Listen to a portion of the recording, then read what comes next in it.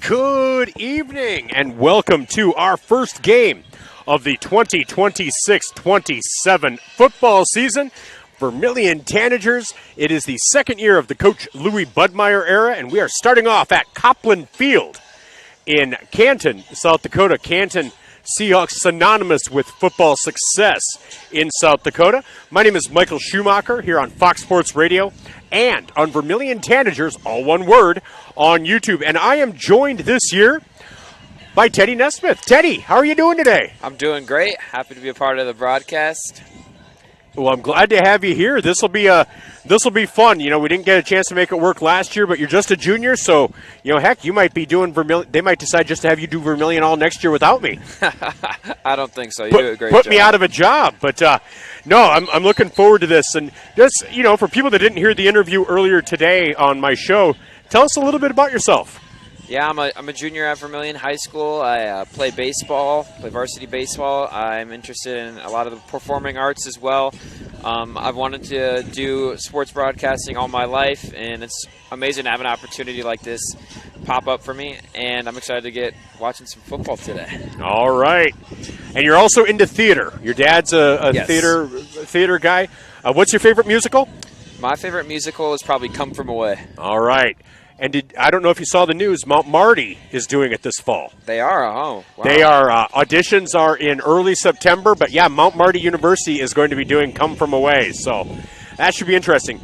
I'm a Jesus Christ Superstar and a Rocky Horror Picture fan, so I'm a little sad this week. Tim Curry passed away, so but I will say this, I did confirm with Shannon at the Coyote Twin, they are going to be doing the shadow cast again this year for Rocky Horror Picture Show.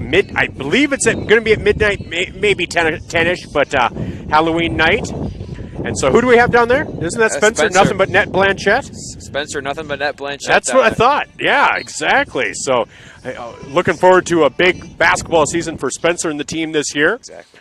And so excited for that. So it's great to see him out and about. And yeah, really looking forward to doing some Tanager athletics this year. And, of course, you and I were talking before we started broadcasting, Tanager volleyball, 2-0. Now, I haven't looked, and so somebody's going to tell me, well, that was just 3 years ago. But I don't know when they started off 2-0, but these were really two really nice wins because I'm going to tell you, Wagner was receiving votes in the initial preseason poll. That's huge. I saw that. They especially with losing Ashlyn Kupel this past year, going to play basketball in Nebraska. We'll take maybe a little step back, but Vermillion looked great, winning 3-0 against Wagner, who was receiving votes, and Izzy Gilbertson coming in for her final year, transferring from Iowa. I think coming back to the birdcage is going to be an amazing experience to see them again. Well, and you look, not a lot of size. Nobody's going to be looking at the net and being afraid of Vermillion. But I really think they're going to be frustrating because they are going to be so good defensively. It starts with Flynn Peterson defensively. I mean, she is able to get to so many balls on that court. But then you look at the Red Eggs and you look at Allie Peterson. There's so much talent on that team. And whenever you look at the write-ups on the games, the matches afterwards, everyone's contributing, and that's what it's going to take. And I saw it last year. They're a team that there doesn't seem to be that jealousy. They seem to enjoy each other and support each other. So we're going to be at the Birdcage next week. Teddy's going to be joining me. He plays band, so it'll be me solo for the first part, but then he'll come over, and we're hoping to be broadcasting a couple of wins next week too. Yeah, let's hope for 4-0. Lennox, and who's after Lennox? I'm not sure, but I know Lennox is on Tuesday though. But we'll look it up. But we're excited. It'll be an exciting time. So when we come back, we're going to take a look at this Vermillion Tanager football team and Canton's starting line schedule and Vermillion's schedule.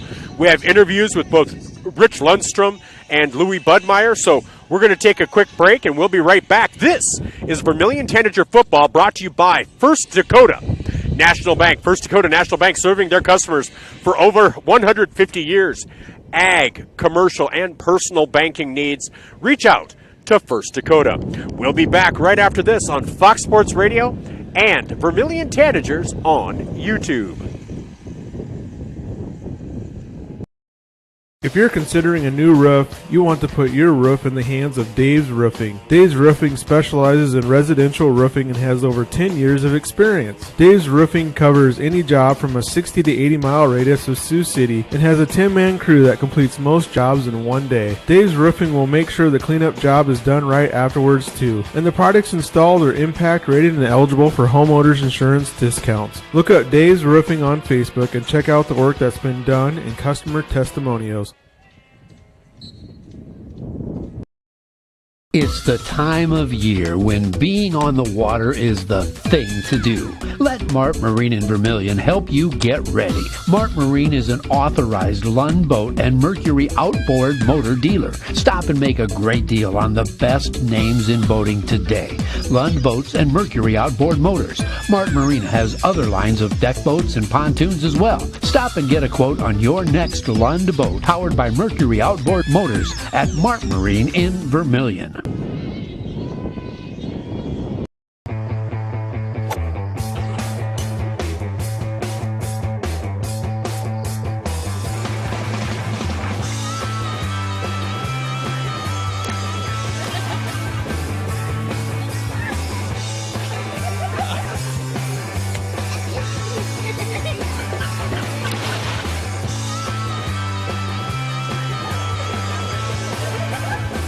Come find your place in Vermillion. Oh, trust me. To be honest, it's the people that I work with. Like, I mean, I love what I do. You gotta love what you do to come every day. But the people I work with may come in 10 times easier. You wanna be a part of a team that cares for you and that actually put in the time to teach you and show you the things to do in a proper way. You know, you're just full of people who care. Yeah. What you looking for? Oh, just my water. So it's rare.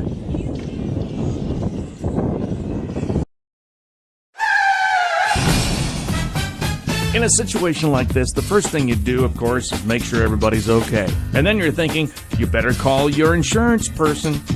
No, just call Justin. At Vermillion Auto Works, you see Justin handles all the insurance claims and gives free quotes. Not everybody does the free quote thing anymore, you know. So call Justin at Vermillion Auto Works. He'll take care of the situation. Carrying WeatherTech, Rough Country, and Tuxedo. Vermillion Auto Works. Welcome back to Fox Sports Radio, 101.5 FM, 1570 AM, KVTK, Vermillion and Yankton, along with Vermillion Tanagers on YouTube. With Teddy Nesmith, I'm Michael Schumacher from Coplan Field in Canton, South Dakota. Hey, just a reminder, we do have breakfast with the coaches. Our first breakfast with the coaches is tomorrow. We'll talk with Coach Brady Muth of Yankton, Coach Budmeyer of Vermillion, along with Coach Bestie from Yankton Volleyball. I have Coach Zeller from Vermillion Volleyball scheduled. Kirk Hogan, Brett Syme for golf for both schools, as well as Kelly Fishbach and Carrie Jensen for Vermillion. Mitch Gullickson, we had arranged a time for Yankton, and, it was the first day of the first week of football, and I completely spaced it, so he accepted my apology. We'd kind of been going back and forth. It had been a weird thing, so Coach Gullickson will not be on tomorrow, but that is my fault, not his. And then Coach Hagan and I could not connect, but that's the first breakfast with the coaches. So that is tomorrow starting at 8 o'clock. That's part of our new Saturday lineup during the football season, when we will have Living Well with Coach Rosie just a little bit before 7. Then we will have Mondac Football Report with Sam Herder. Then we'll have Breakfast with the Coaches starting at 8 o'clock. And then immediately following Breakfast with the Coaches, FCS Nation Radio with Stone Labanowitz and Kevin Marshall. That'll lead right into going over to Classic Hits, listening to my pregame show on Classic Hits 106.3, then John Thayer's pregame show, and then right into USD's kickoff against Central Connecticut State. So if you can't make it over to Vermillion, to the Dome for Central Connecticut State and the Coyotes, listen on Classic Hits 106.3. Now that I'm done with all that, Teddy's been waiting.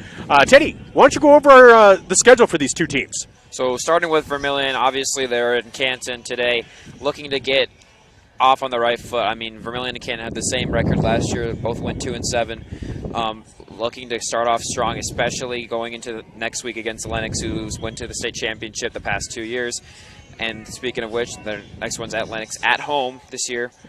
It's going to be a rough game. Drake Mickelson's going to be a tough one to stop, definitely. University of Minnesota recruit. Yes, for sure. And then they take their longest trip on September 11th to Millbank up north. And I remember when we made the playoffs a couple years ago, the state semifinal, played Millbank and we lost on the game to the championship. So I don't know if there's any bad blood there, but it would be fun to go to see that one. And then they go to at Madison, and they're going to play at Dakota State's complex, I believe. And that's a really nice field is what I've heard, and another Bulldog opponent. And then their homecoming, Vermillion's homecoming, Belfouche.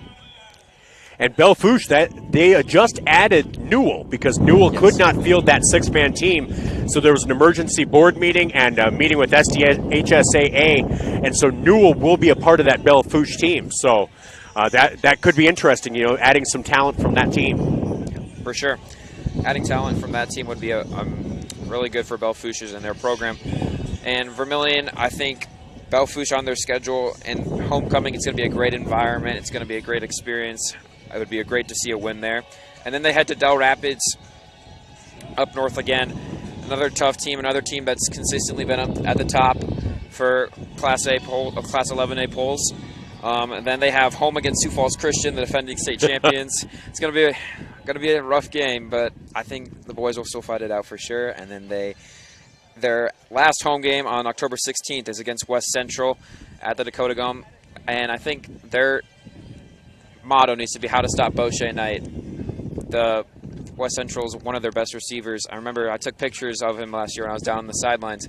He's very shifty, very quick, and that is someone to watch out for. And then their final regular season game of the season, Dakota Valley, at Dakota Valley once again, and bringing in a new coach, I believe, right, from Briarcliff? Yeah, they've been going through coaches a lot lately, but yeah, new coach from Briarcliff from what I hear, so that should be interesting. Yeah, exactly.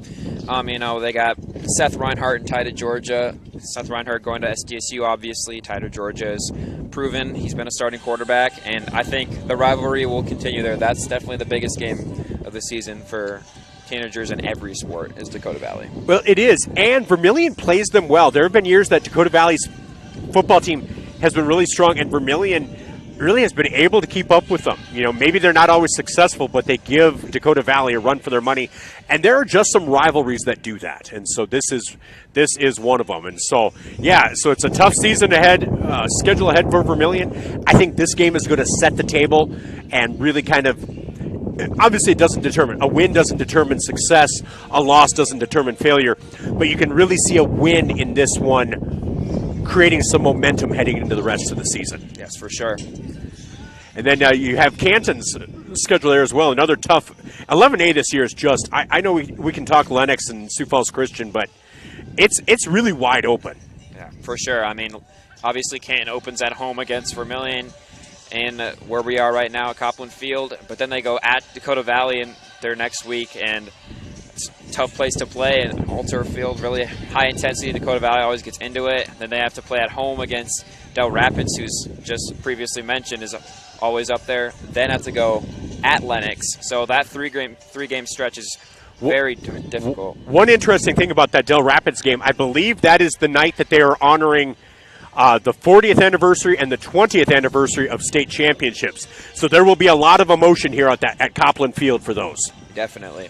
And then they make a trip out west to face an 11B school winner for winner's homecoming. Seems like the Winter Warriors. In Canton's homecoming, they play against Tri-Valley here at home. And then they make another trip out west on October 9th to play Custer out in the Black Hills. And that's always a fun experience. I know when Vermillion went out and played Custer and Belfouche, they always love going out west. And I think Canton will do the same. And then they finish their last 2 weeks at home against 2 Bulldog opponents in Madison and Millbank. So that'll be a fun schedule. It's nice to get the Bulldogs at home, whether it's Millbank or Madison. I am glad that Vermillion doesn't have to go West River at all this year, because it always depends upon where you look as far as if they list it in Mountain or Central. And so that first year out in Custer, I was deadheading it because I thought, oh God, I'm running late and I was speeding, and I got there, and I'm like, okay, yeah, I got to hurry and get set up. No, I was. I got there, and I'm like, why is there nobody here? Oh yeah, the times were all way off. So I like when everything is central because I know that's what it's going to read. So because I'm a little bit of a dolt sometimes. So. But yeah, I think this is going to be a great game, and I think for both of these teams, it's going to help set the table for how the rest of their season could go. Exactly. And so I think it's going to be interesting. And so, yeah, so we're going to take a quick time out. When we come back, we'll take a listen to our interview with head coach Rich Lundstrom. He's an alum for this Canton Seahawk team. And so we talk a little bit about that, but we'll talk with him right after this on Fox Sports Radio and 5-Star Streaming on YouTube. Warmer days are coming, and sooner or later your air conditioning will need to kick in as well. But what if it doesn't? Well, don't wait. Call Larry's Heating and Cooling. With 43 years in the business, we're very knowledgeable on what we do and how we serve our customers. You can rest assured that when you call day or night, someone will always pick up the call. Join our elite club today and become a priority member. Skip the line, get discounts on services, and have no overtime fees. Call Larry's Heating and Cooling for expert service from factory-trained technicians. Yeah, to just be there really early. If you want somebody to come into your home and fix everything right the first time, look professional, act professional, treat you with respect, you got to call Caitlin's. When they come in, I feel that they want to be there. I feel that they want to help me. You know, they put on the little booties over their shoes. They had canvas from the garage door all the way down to walk on. They left the furnace room in the basement probably cleaner than it was when they came in. They just do customer service very well. I would recommend Caitlin's to anyone.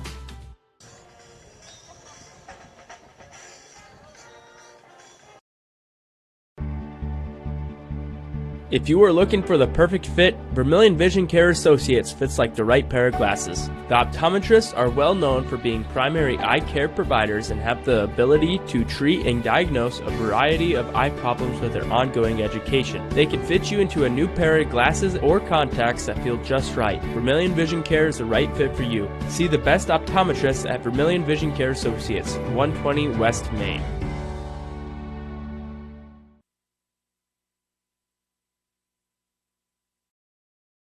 Something that people are naturally attracted to is the water.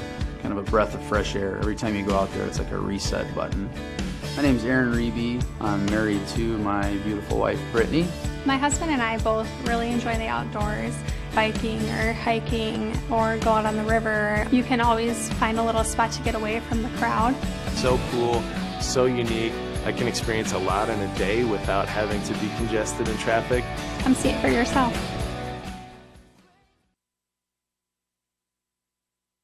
Welcome back to our pregame show. This is Vermillion Tanager Athletics, brought to you by First Dakota National Bank. I'm Michael Schumacher, and we are talking with the Canton Seahawks head coach, Rich Lundstrom. Coach, how are you doing today? Great, thanks. Well, thank you for taking the time to talk to me. Season's finally here. As a longtime coach, does the anxiety or the energy ever go away, especially this first week? No, not really. Well, it's an exciting time, and obviously, not that I'm telling you anything you don't know, Canton Seahawks football is synonymous in the state of South Dakota, and you guys are coming into the season with a lot of returning talent, a couple of all-state selections on the defensive side. How has practice looked this first month or so? Practice has been great. We don't have big numbers. We only have 37 guys out, but they've been really working hard. I'm really proud of what they've been doing. Well, and obviously, you said the numbers are down a little bit, but a lot of returning talent and a lot of upperclassmen. I mean, obviously throughout the classes, but a lot of seniors and juniors that contributed heavily last year returning. How exciting is that, knowing that you'll have hopefully seen that growth from year to year?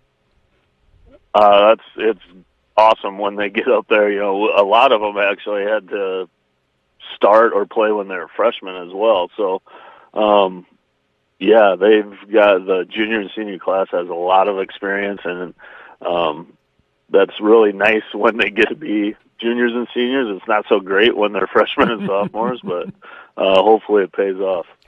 Well, definitely, and obviously, Class A this year, Class 11A is tough every year. There are so many great teams, but it feels like the Seahawks are poised to contend a little bit. But obviously, it's a tough schedule. Who are some of the players that you're going to be relying upon, especially early in the season, as you guys kind of get your feet underneath you?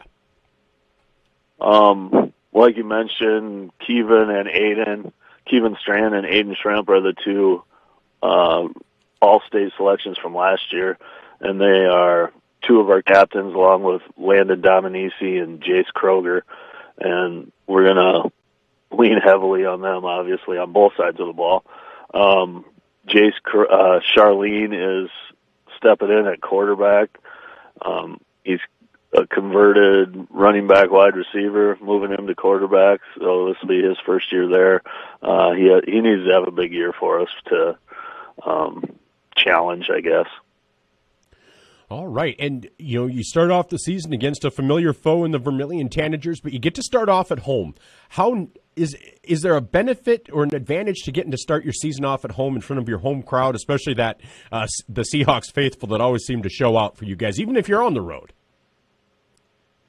Yeah, no, it's nice to start at home. We have what we call Pack the Nest, so we have a little kind of camp thing tonight for the grade school kids, and then tomorrow they'll make a tunnel for us when we are announced for the game. So it's really neat to be at home the very first game and get to have the Pack the Nest to start the season. Well, and that's not the only special thing going on this year. How, as an alum and a longtime coach, how valuable is it for your team against that in that Del Rapids game where you guys are going to be recognizing the 1986 and the 2006 state championship teams for Canton? That has to create a little bit of momentum and some sense of pride for the young guys that you're coaching this year, doesn't it? Yeah, I think so. I like you said, I am an alum, and I was on that 86 team, and it's going to be really neat to see. I've already had a bunch of teammates reach out and say that they're going to be here and ask what's going on and all that stuff if anything's going on after the game. But I really talk a lot about the history of our program to the kids here and there. I probably shouldn't say a lot, but I do throw things out there and try to keep everybody in the loop about the history of the Canton Seahawks. Well, and like I said, football in South Dakota and the Canton Seahawks are synonymous. There are a few programs like that, and Canton is one of them. And it feels like this year, just looking at your schedule, there are a lot of competitive games. A lot of games, obviously, that could go either way, but if your players step up the way you feel like they can, and maybe how they're shown in practice, any reason you guys couldn't be competing for that dome at the end of the season? Yeah, we hope so. That's always the goal, but we need to stay injury free, like I said, because we don't have a lot of guys on the bench. So we're cautiously optimistic about the season. Well, and of course, like I said, that starts against Vermillion. That first game of the year, you have last year's film, but players are different. Coaches maybe have changed philosophies. What is the sense that goes into that first game? Do you focus a lot more on just what you guys can do in execution rather than game planning or scouting the other team? We do look at the last couple of years of game film, and we were actually at the same team camp this summer, so we've looked at that a little bit, that film. That doesn't happen very often where you're at the same team camp with the opening night opponent. So that's kind of nice. I'm sure they looked at theirs too. Well, that'll be fun. And this is always a fun battle. And Class 11A football in South Dakota is always fun. Well, Coach, hey, I want to say thank you for taking the time to talk to me today. Really appreciate it. And best of luck this season. Like I said, I love following the Seahawks. My daughter lived in Canton for a couple years after high school. So I love following you guys, and best of luck all this year. Awesome. Thanks a lot. Hey, thank you. Bye-bye. Yep. Bye. That was Coach Rich Lundstrom of the Canton Seahawks. And again, like I said, there are some programs and a lot in 11A. I mean, number in Sioux Falls Christian is getting that, but West Central is one of those, and Canton is one of those that it's just synonymous with football in South Dakota. And so I always feel they're just like when college football is better when Notre Dame is good. I think South Dakota high school football is better when Canton is good. So I'm obviously the voice of the Tanagers, but I would love to see Canton have some success this season, be competitive, and just an exciting time. So we'll be back with more. This is the First Dakota National Bank pregame show here on Vermillion Tanagers on YouTube and Fox Sports Radio, 101.5 FM, 1570 AM, KVTK, Vermillion and Yankton from Coplan Field in Canton. I'm Michael Schumacher. We'll be back right after this. I'm Blaine Olson, owner of Blaine's Body Shop in Vermillion. I grew up here, graduated here, and now have a business here. I'm proud to serve the community that has helped me live this dream. I have top-notch equipment, the latest in training, along with the work ethic and the desire to serve you. Should you need repairs in the future, please remember Blaine's Body Shop across from Polaris on the Highway 50 bypass in Vermillion. Blaine's Body Shop. Automotive collision repair. Now online at blainesbodyshop.com. What in the world? Interior technicians. Jerry, I need your help. There are ducks in my ducks. Dust in your ducks? No problem. Intech can take care of. No, not dust. There's ducks in my ducks. How did they get? You know what? Never mind. Intech is the duct cleaning specialist. No matter what's in them, we'll be right over. Oh, thank heaven. When you need it clean, call the Intech team.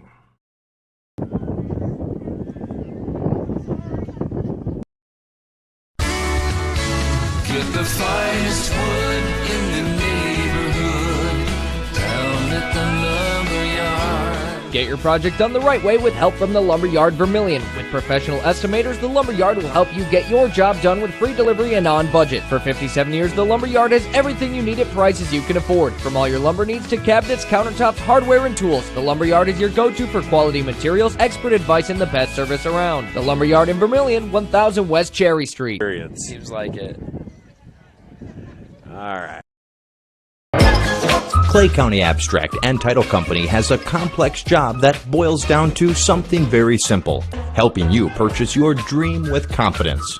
When investing in a new home, a new site for your business, or piece of property, you want peace of mind that the property is truly yours. Clay County Abstract and Title Company has been doing just that since 1946. Clay County Abstract and Title Company, proud supporters of Vermillion activities and proud to be a part of your dreams come true. With a combined 50-plus years of service, our providers will truly be here when you need them. We have the area's leading pediatrician plus family medicine providers, and our visiting specialists are well known for the outstanding care they provide. At Vermillion Medical Clinic, we offer so much care so close to home. Nobody else is going to believe in you. They put in the work, trained endlessly, pushed their bodies, learned from coaches, risen to the occasion, savored victory, all to make you proud. Give them some love. Support their goals. Cheer them on. Good luck from First Dakota National Bank, member FDIC. Welcome back to our coaches preview, part of the First Dakota National Bank pregame show, as we get ready to bring you the Vermillion Tanagers and the Canton Seahawks from Coplan Field in Canton. Kicking off the season, and Vermillion Tanagers head coach Louis Budmeyer has joined us, entering his second year as head coach. Coach, how you feeling? I'm feeling really good, Michael. I mean, best time of year, school is back in session, and it's football season, so you can't ask much more than that. Well, that's exactly right. Now, let me ask, what are the feelings? Are the feelings different in some way as you head into your second year than it did your first, or do you still have those butterflies and that anxiety and like, all right, can't wait for that kickoff? Yeah, I think it's always the same. I mean, anytime, any anticipation, you're putting in all this work all summer long, all off season in the weight room and all that stuff, and you're trying to do everything the right way and kind of channeling towards that hour and a half on a Friday night. So the anxiety is always going to be there. Anticipation is always going to be there. I love to compete, and I love coaching these kids. So those jitters are always going to come no matter what. But I do feel a little more comfortable coming the second year for sure, just the experience of it and just kind of laying the foundation of this program and the expectations. The guys have done a great job so far. So excited for Friday night. Well, and it's going to be a bit of a new look. A lot of talented young men have moved on, but a lot of talented young men stepping up. Names that we're going to have heard who got some experience last year, and a number of new faces. Maybe talk about some of the guys that you're going to count on, especially early in the season, as maybe some of those newcomers, whether it's to varsity or to high school, get their feet underneath them. Yeah, absolutely. We lost a really good group of seniors last year. Last year we started, I think at the end of the season we had 9 seniors starting on the offensive side of the ball. So we lost a lot of experience, a lot of really good leaders in that group. But, man, I couldn't be more impressed with our young guys stepping up this year. A huge part of going into this season was who's going to fill in that leadership role of the Dane Richardsons, the Caleb Laras, and Hayden, and all those guys just being true leaders of the program. And we've had some young sophomores taking that role and just kind of take off just being leaders for us. So, this season we'll be returning quite a few guys. We have a pretty good experience, about 5 guys who have played a lot of snaps as seniors. And then we're going to be starting a lot of young guys the rest of the way with sophomores and freshmen. So some young guys coming back. Cale played as a freshman for us last year at receiver. He'll be back as a sophomore. Some of the experienced guys with Traquin, Grant, Duke, and Cam will kind of be our pillars of the senior class for sure. And then getting Nolan kind of the full go now. Him and Hayden have kind of gone back and forth throughout the years with splitting time at quarterback. And it's Nolan's job now, and I'm excited to see where he's going to take off and lead us. All right. And a player that you didn't mention that seems to have makes some noise periodically, Cameron Bottleson. And I see, is he one of your captains? Yep, Cam is. Yep, he's a true leader. He's a smash mouth football player. He's a kid that's played for us since freshman year and just one of them guys that loves the game. He's a football player at heart. He loves physicality, and I absolutely love that in our program, and it rubs off on our younger guys. So excited for what Cam does, both on the offensive line and then holding the fort down at the middle linebacker for us on defense. Well, and not that it's ever fair to compare, but just his mentality, his hard-nosed play and his nose for the football reminds me a lot of Raleigh French from a few years ago when I've seen him out there. Yeah, absolutely. He was the kids kind of poke fun at him because he took Raleigh's number and everything, and they always poke fun at him like, oh, Raleigh Jr. and all these things. But he is kind of the carbon, pretty much physically they're very similar, and mentality they're very similar, and that's a huge testament to Raleigh. Raleigh took him in as a freshman and a sophomore, and we had him in the inside linebackers for us, and Raleigh kind of took him under his wing and molded who Cam is today, and Cam's just taken off from there. So to have that strong presence in the middle of your defense is huge. Well, it really is. And obviously with all the new talent, there might be a new mindset as far as offensively goes. A different quarterback, Nolan, quite a multi-tooled athlete, kind of a Swiss Army knife out there. Does that kind of change what you want to do with the offense or how you approach the offensive side of the ball?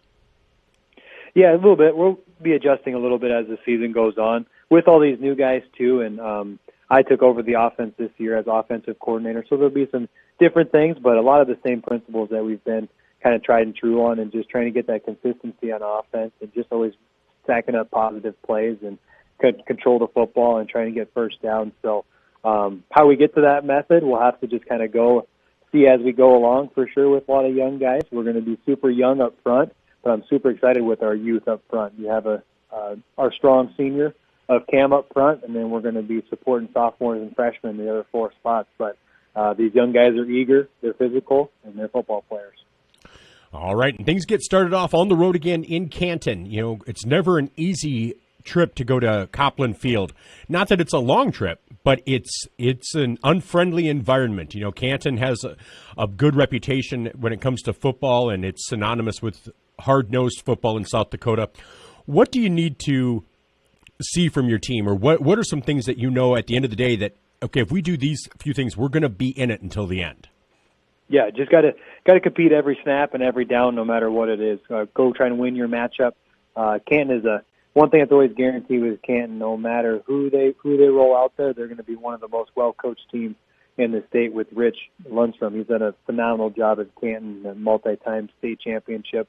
Canton has that. It's a hard place to play. It is. That culture in Canton, the crowd's going to be rocking, I guarantee you that. And first game of the season, usually gets kind of, like, the dew will come in late in the second half, and it'll be probably soft and west the second half. And I know defensively we got to find a way to stop the run and try and stifle what they want to do. They come back. They return some really good backs with the Shemp kid. He's a really good athlete and just has really good feet. But you never know early on. That's kind of the fun part of week 1 too. You don't know. Rich has kind of always been consistently the same stuff on offense, but he always finds a way to put some wrinkles in and puts you kind of in a bind on defense. So that's kind of the unknown of week 1, not having any tape with this group this year. But we got to find a way to control the line of scrimmage and win in the trenches, and I think if we do that, we'll have a chance. Well, and it should be a fun matchup. And obviously, I think this year, just like every other year, 11A is competitive. You know, I know Sioux Falls Christian is going to be good. You know, Lennox is looking to make a return trip to the Dome, but Del Rapids is always solid, and Millbank and Madison, West Central and Dakota Valley. It's always, kind of a gauntlet that you have to go through schedule-wise. By the end of the season, your team is going to know a lot about itself. And obviously, I know wins and losses are the big thing. You know, that's what people on the outside see. But as a coach, you see that day-to-day improvement, that game-to-game improvement in season beginning to end. What are some things you look for as a coach outside of wins and losses that lead to a successful season? Yeah, a huge part of us, as I told the guys this year, is that they're part of making what the standard is of this program. I look at a lot of the little things of just being present, being on time, being there as much as you can, and just being that leadership group and just kind of changing the culture and just making that culture of positivity and just wanting to be football players consistent here. That's what I'm looking for this season. The wins and losses are a byproduct of doing things the right way, and our goal is to do the right thing and keep stacking good days on top of each other. And then you hope it pays dividends on a Friday night. But our job as a program is just to be competitive at everything that we do, stay in games, stay in the fight, and give ourselves a chance in the fourth quarter. All right, well, I'm looking forward to calling some Tanager football this season. It's going to be fun. We've got some road trips, Madison and Millbank, but we've got some friendly confines at the Dakota Dome, so it's going to be a fun year. Before I let you go, the interesting, not that it's earth-shattering, but Newell and Belle-Fourche. Newell having to have that emergency meeting. You know, Belle-Fourche maybe wasn't on people's radars, but, a few kids from Newell, all of a sudden things maybe change there. That's going to be interesting to see how that works for them.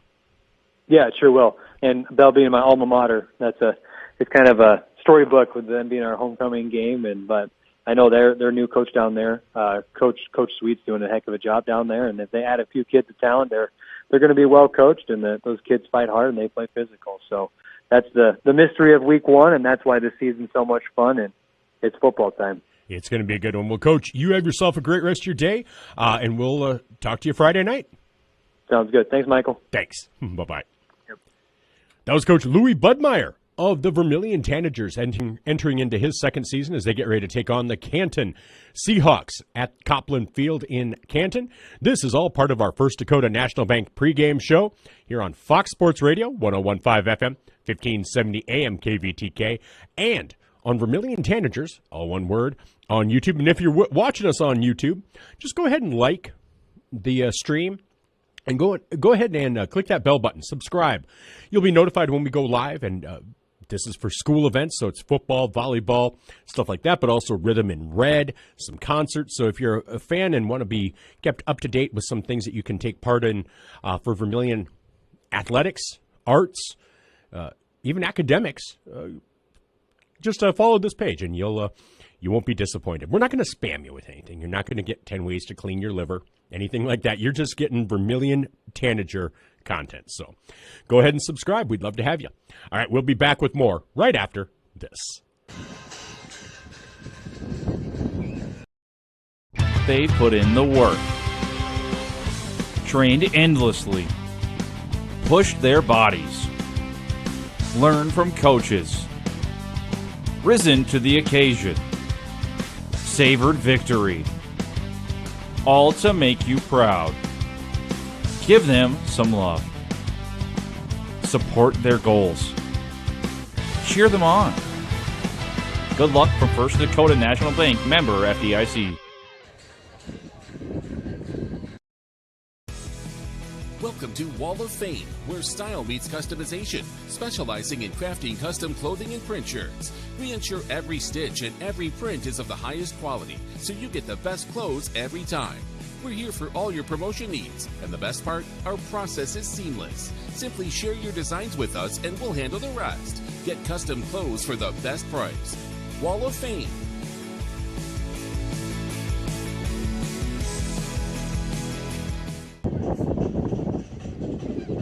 There we go.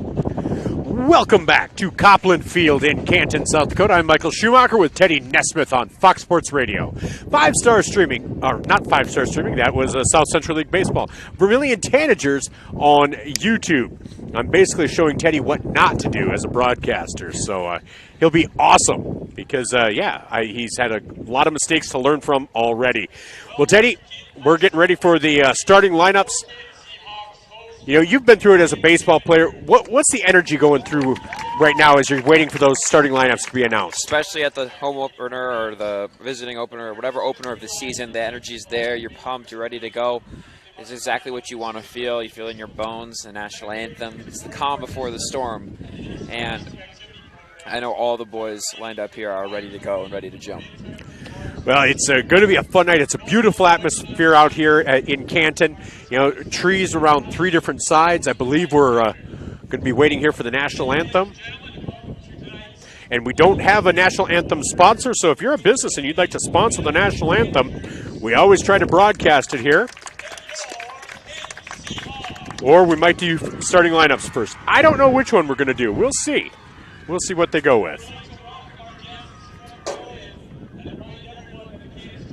As you can tell, there is a bit of a wind tonight.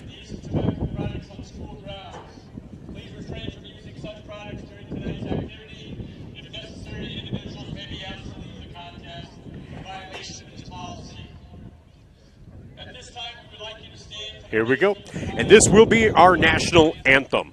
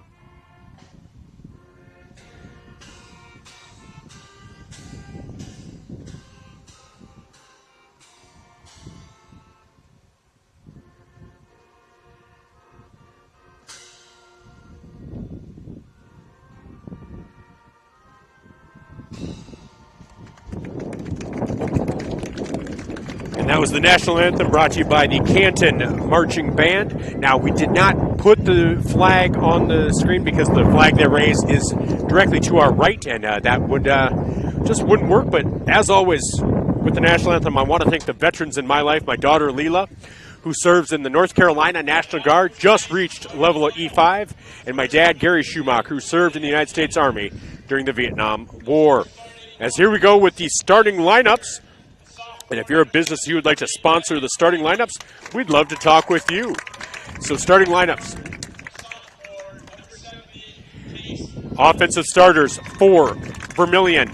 Number 73 at center, Bennett Heine. At guard, sophomore number 70, Case Johnson. senior, number 59 at guard, Cameron Bottleson. At tackle, sophomore, number 78, Nash Buckman.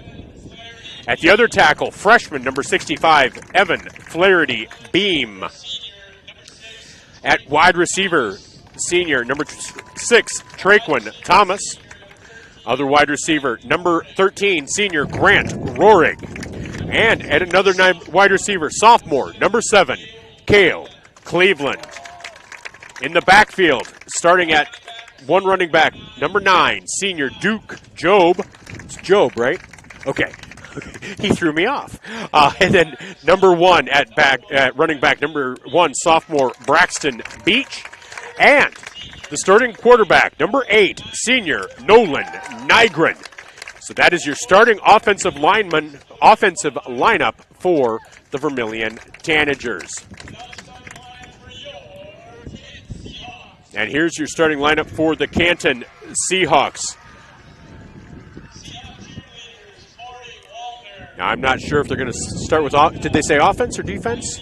I'm not sure. They did not say, so we'll wait to see who they announce. But on defense for Vermillion, your starters are going to be on the line: defensive tackle Case Johnson, defensive end Nash Buckman, defensive tackle Evan Flaherty Beam, linebacker Duke Job, Cameron Bottleson, Cale Cleveland, Carter Hansen, Braxton Beach, Traquan Thomas, Grant Rohrig, and Brody Meredith. And they are announcing their starting defense. Nose tackle, Jace Kroger. Also on defense, number 42, Espen Anderson. Also at defensive end, number 3, Blake Baste.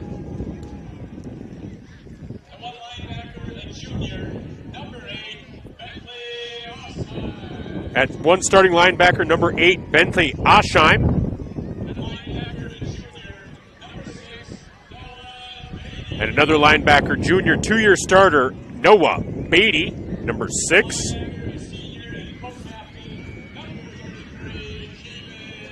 At the other linebacker, all-state selection, senior, number 33, Kevin Strand. At strong safety, number 7, Jace Charlene, who will also be the starting quarterback for this squad. At free safety, number 4, a junior, Landon Hill. And then at strong safety, co-captain, all-state selection last year, number 2, Aiden Schremp.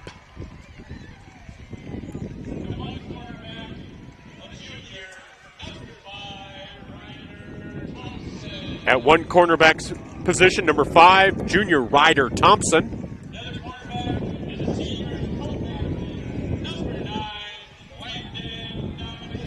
London Dominici, another senior and co-captain. Number 9 is the other cornerback.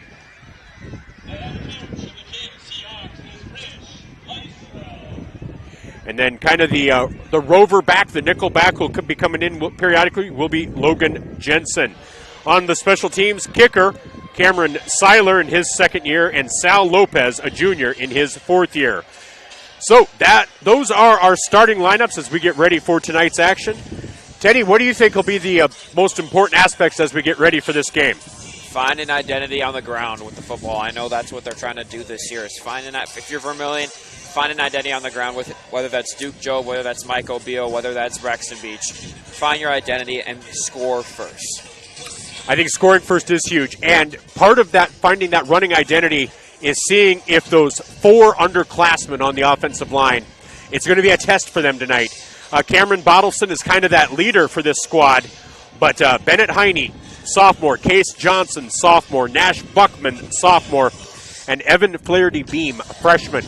So a lot of youth. And not only does that mean youth as far as inexperience, but also there's a physical difference between a freshman and a sophomore and a junior and a senior. So if they're able to compete and get their legs underneath them for this game and this season, it's going to bode well for the Tanagers for years to come. For sure. I know Evan Flaherty Beam, he plays trumpet with me. He's a big freshman. I mean, number 65, I believe you'll see him out there. He's a big freshman for just being a freshman, and that Nash Buckman as well. I mean, they have the size. It's just unproven varsity experience, and I'm excited to see what they'll do with that.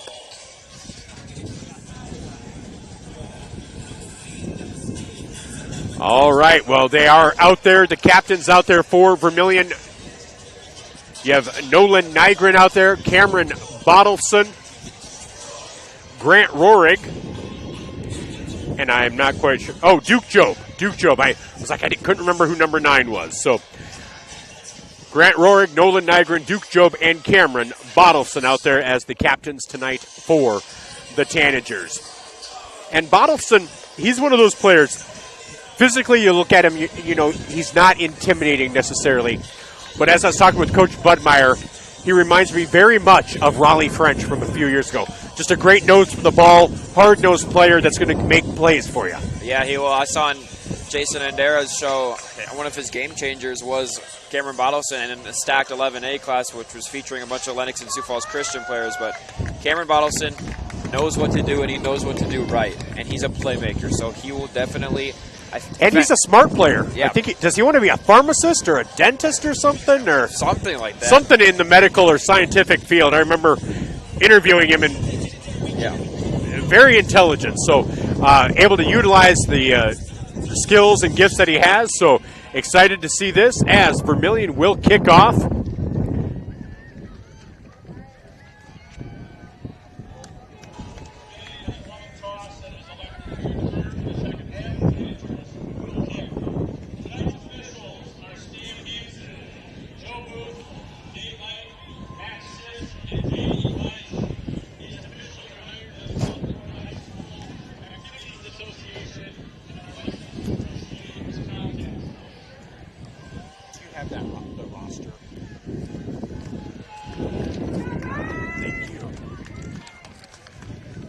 So back deep for the Seahawks, number 8, Bentley Oshheim, and I think number 9, Landon Dominici. There's the kick, and that comes down, fielded about the 10 to the 15 to the 20, out to the 25, and out of bounds at the 30. Kevin Strand returns that kick, so it'll be 1st and 10 as Braxton Beach is on the tackle for Vermillion. Canton moving left to right on your screen in those yellow jerseys with the blue pants, blue helmets, and blue numbers. Vermillion in those red pants, white jerseys with black numbers and red trim, white helmets with that new VT logo on it. So we'll see if that brings them some luck tonight. Canton known for their run game, we'll see, and they do just hand it off straight ahead, and that will be about a 7-yard gain for Ryder Thompson.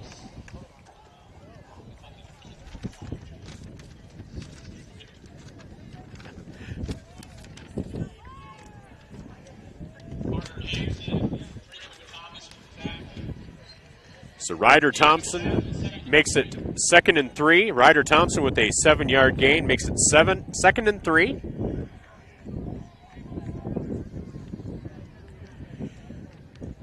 Charlene, hands off again. Looks like it's Thompson again. Hard to tell in all those bodies. Now, well contained by Vermillion, but he does gain 4.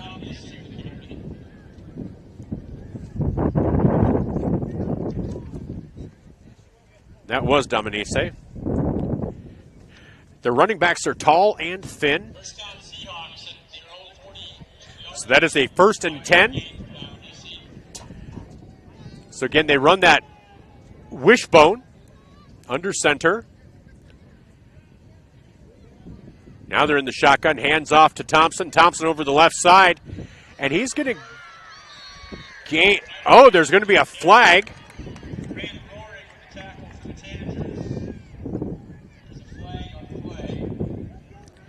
So we'll see what this flag is.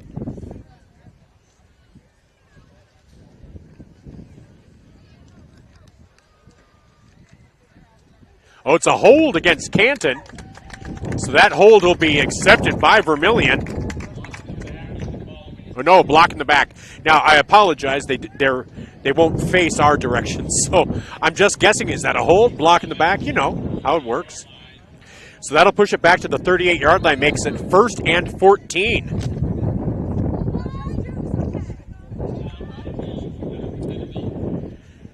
So that could be a little bit of a momentum swing here as that ball is now on the 38-yard line of Canton. 10:29 to go here in quarter number 1. Charlene under center, awaits, rolls out to his right. First pass play of the game for Canton. Wide open, but that is low. That is low. Blake Baste is unable to come up with that, so that is an incompletion for Charlene.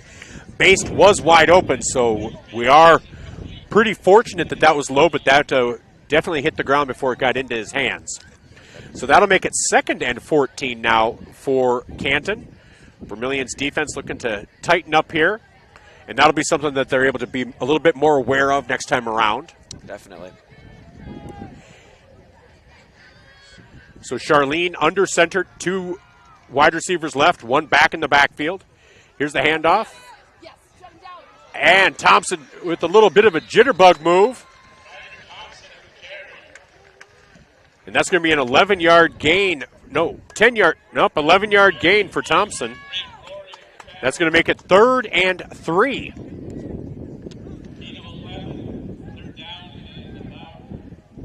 So it's a long 3, a short 4 for Canton. So this is a big play for Vermillion, really hoping to get a stop here. Need to stop here, definitely. Stop the run. If it's 3rd and short, you expect the run from a team like Canton right here. Now Charlene in the shotgun, looks to pass, quick pass to the left.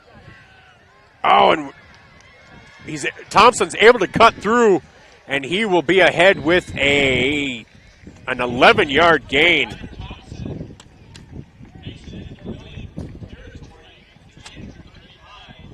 So their first pass completion is to Ryder Thompson for 11 yards. That's a first down, just inside the 40-yard line of the Tanagers.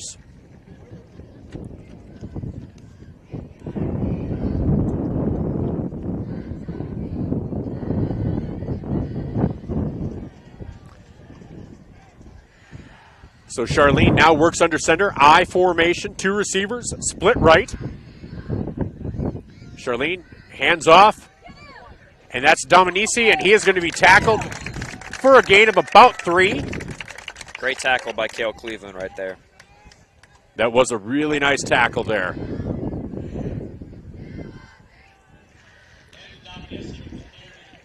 So Dominici gains about 3, makes it second and 7.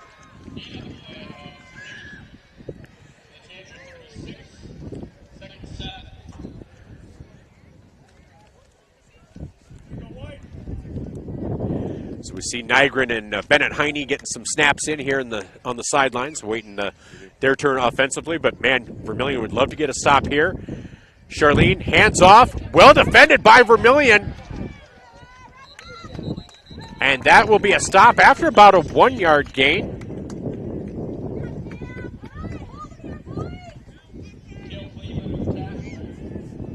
That's Kevin Strand with about a 1-yard gain. It's going to make it 3rd and 5, 3rd and 6.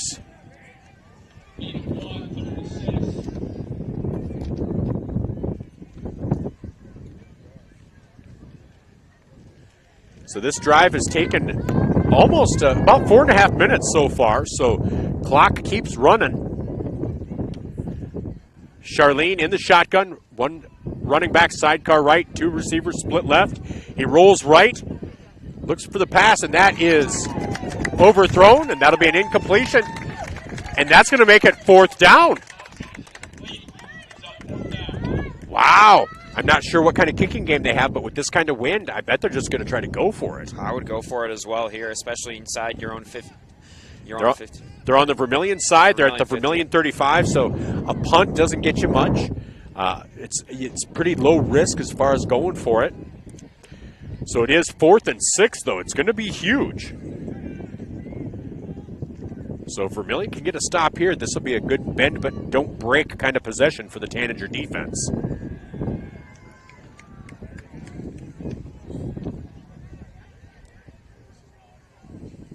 Charlene under center. Pitches it to Thompson. Thompson is stopped after a 1-yard gain. Cameron Bottleson. That was Bottleson. Nose for the ball. 1-yard gain by Ryder Thompson. And Vermillion comes up with the stop. So Vermillion will take over 1st and 10 at the 34-yard line. That's got to get them a little bit of momentum. That was a great bend but don't break kind of possession. Yeah. And Bottleson coming up big, just like we thought. Cale Cleveland, we didn't talk much about him beforehand, but he's an athlete, and he has a nose for the football as well. He does as well. Tackling on defense is going to be huge, It especially is. this season.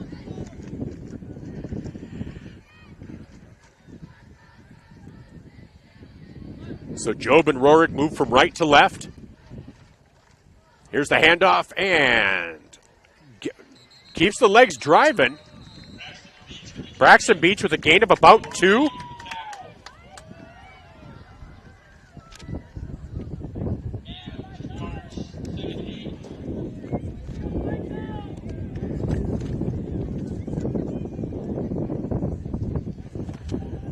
So Braxton Beach with a gain of 2 makes it 2nd and 8 for the Tanagers at about the 36-yard line. And this wind, you wonder how much people are going to try to pass tonight, either team. It's a kind of a swirling wind, too. Yeah, it is. So Nygren in the shotgun. One deep back behind him. Quick pass to the left. And that'll be incomplete as he was unable to come up with it. Well-designed play, just well-defended as well. So Traquan Thomas unable to come up with that first pass attempt is an incompletion. Makes it 3rd and 8 if you're the Tanagers. Boy, you'd love to get a first down here just to try to build a little momentum. Need the first down here, especially to start off the season strong. Get that first down. Get some momentum going into this first drive. This is where you can score first and give him the opportunity. So Nygren brings him to the line. Cleveland will be split left. Thomas, Rorik, split right. 2 backs in the backfield, and there. Ooh, that's going to be a timeout. So at 6:32, Tanagers will take a timeout. We'll take a timeout as well. And this timeout on Fox Sports Radio and 5-star streaming on YouTube. We'll be back. The Vermillion High School Booster Club is an organization that helps support Tanager athletics by working with coaches and student athletes to obtain necessary equipment. The Booster Club has helped purchase various equipment, including a volleyball hitting machine, scoreboard, batting cage, uniforms, and more. They also donate to necessary causes for students to attend camps and making sure every Tanager has the shoes they need to compete. Without your continued support, none of this would be possible. Join the Vermillion High School Booster Club today and make a difference in your community. All right, and we're back. 3rd and 8 coming off that timeout. First timeout taken by the Tanagers. Cale Cleveland out there. Grant Rorik. Nolan Nygren. So what do you do if you're here offensively? I think you need to, a screen pass would be a very wise option here, or you see Cale Cleveland one-on-one on the right side. He has the height, so. So Cale Cleveland split wide right. Rorik, Job, and Thomas all split left here slightly. Nygren, hands off. Here's Michael Beal, and he cannot get the corner. He is stopped after a gain of about 3. He stays in bounds. Clock will still run.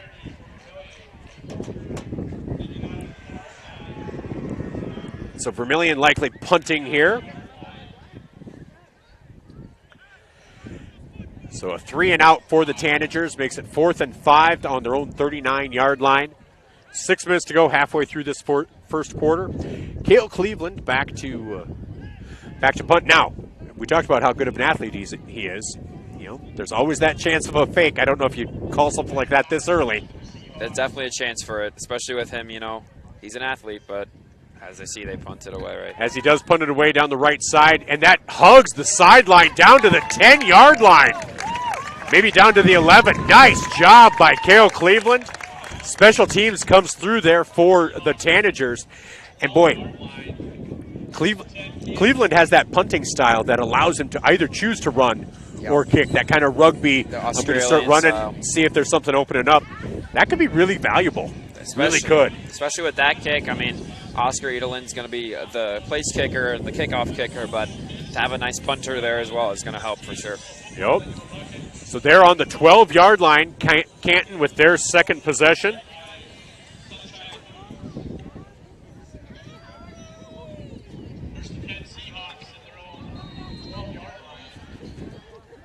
So Jay Charlene, 2 receivers split right, 1 back in the back, 2 backs in the backfield in the I formation behind Charlene. Charlene rolls right, keeps it, tucks it, and he's going to be tackled after a gain of about, it's hard to tell from here, I think about 4 or 5. I think that was a gain of about 4. Makes it 2nd and 6. So 2nd and 6 with Flaherty Beam in on the tackle. So that'll make it 2nd and 6. 5:11 left to go here in quarter number 1.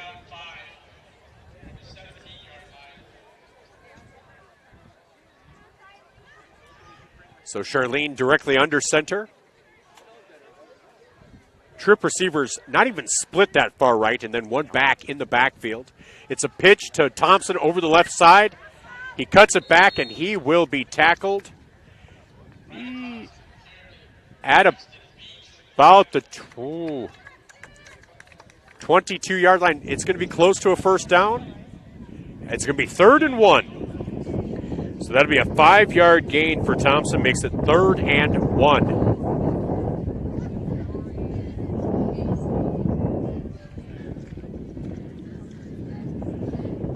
Boy, if Vermillion can hold them here, that would be awesome. That would be great, especially if they can back them up a few more yards and get some more depth if they have to punt. Charlene working in the shotgun, so there does seem like a chance. Charlene to pass. It's a quick pass. And that will be a first down the left sideline. And, boy, unable to make some of the tackles. That's going to be a 34-yard gain. And that was a pass to Schremp. Aiden Schremp, one of the co-captains on this team, with a 34-yard pass reception. Really caught Vermillion off guard. I think they thought they were going run. Run for sure, yeah. Especially with Canton's identity. Good shotgun, roll out, screen pass. Got a bunch of good yards. So now they're on the Vermillion side of the field. Charlene brings them at the 46-yard line of Vermillion. Charlene under center. Hands it off to Thompson straight ahead. That's going to be a gain of close to 10, down to about the 35-yard line. Flaherty Beam with another tackle. Boy, guess it was not a gain of 10, a gain of 9.5. 9.5. Oh, nope, they gave him a first down. They did give him a first down, so.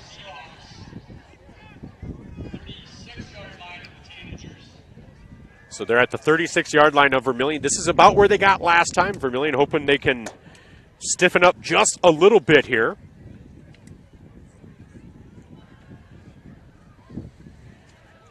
As Charlene brings them to the line.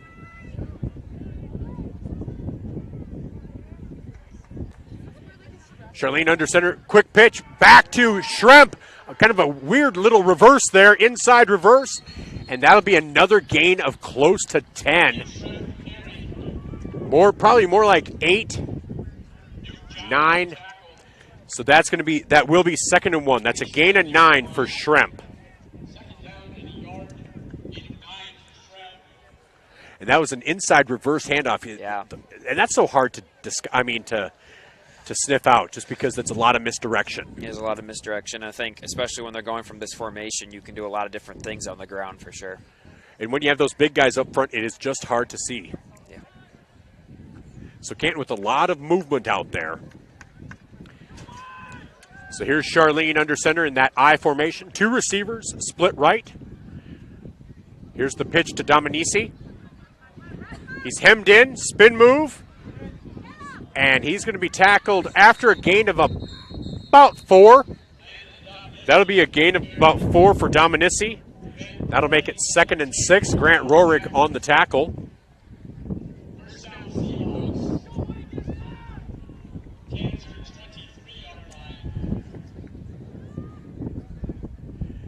So now at the Tanager 23. With a minute 46 to go. Boy, this first quarter has just flown by. It has flown by. A lot of runs, for sure. A lot of runs.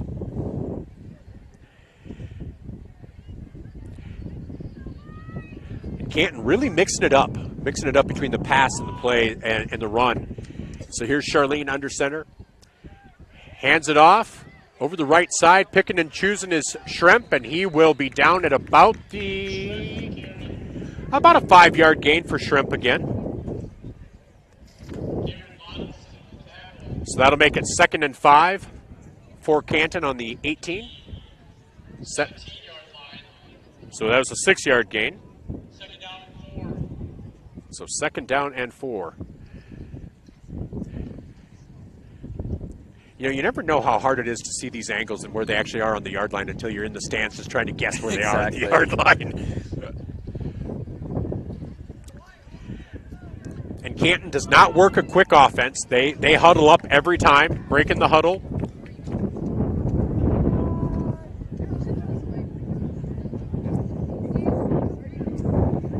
There's the play over the right-hand side. Charlene keeps it, and he is down to... It's going to be 1st and goal.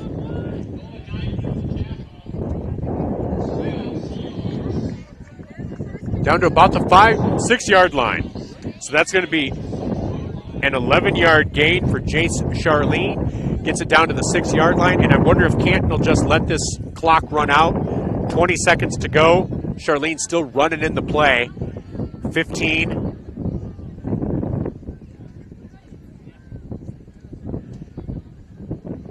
Nine seconds to go. I mean, they might try to get the play off. 5, 4. Charlene just getting under center here. 2, 1. They do get the snap off. Ryder Thompson over the left side, and he will be down to about the 3-yard line. So a 3-yard gain for Ryder Thompson, and that will end the first quarter. So after 1 quarter of play, it's Canton nothing, Vermillion nothing. We'll be back with the second quarter after these messages on Fox Sports Radio and 5-star streaming, or Vermillion Tanagers on YouTube. I am so sorry. It's a whole summer of South Central League baseball coming up. What's your big picture? To actually have savings in my savings. To pay at the pump. To make life easier. To spend less. Wait, to make more. If making the most of your time and money is in your big picture, First Bank & Trust has you covered with award-winning customer service and local experts. To keep having fun. Oh, to keep up with her. Find out how First Bank & Trust helps you bank easier at bankeasy.com.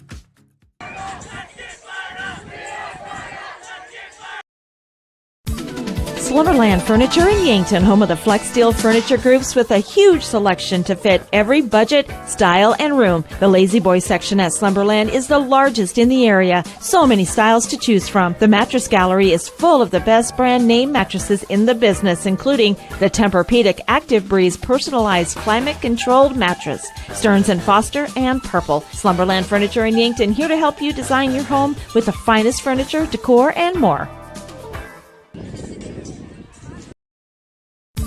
Slumberland Furniture in Yankton, home of the Flex Steel Furniture Groups with a huge selection to fit every budget, style, and room. The Lazy Boy section at Slumberland is the largest in the area. So many styles to choose from. The mattress gallery is full of the best brand name mattresses in the business, including the Tempur-Pedic Active Breeze personalized climate-controlled mattress, Stearns & Foster, and Purple. Slumberland Furniture in Yankton, here to help you design your home with the finest furniture, decor, and more. Welcome back to Tanager Football, where here's the running play of the second quarter, and that is in for a Canton touchdown. I believe that was Aiden Schemp. Aiden Schemp with the 3-yard run in, and that will be a touchdown for Canton. Oh, nope, that was Landon Dominici. So Landon Dominici with a 3-yard touchdown run. That makes the score 6-0. And look at that. Teddy's already figuring out how to run the scoreboard. See, I tell you, he's going to steal my job. And the crowd will go wild. So Dominici with the 3-yard touchdown run makes it 6-0. Coming in to kick the extra point is Salvador Lopez. Kick is up. And the kick is good. Lopez with the extra point makes it 7-0. And that touchdown is the first touchdown of the season against or for a Tanager game. And so we'll be back with 11:54 to go here here in quarter number 2. This is Tanager Football, brought to you by First Dakota National Bank on Vermillion Tanagers on YouTube and Fox Sports Radio.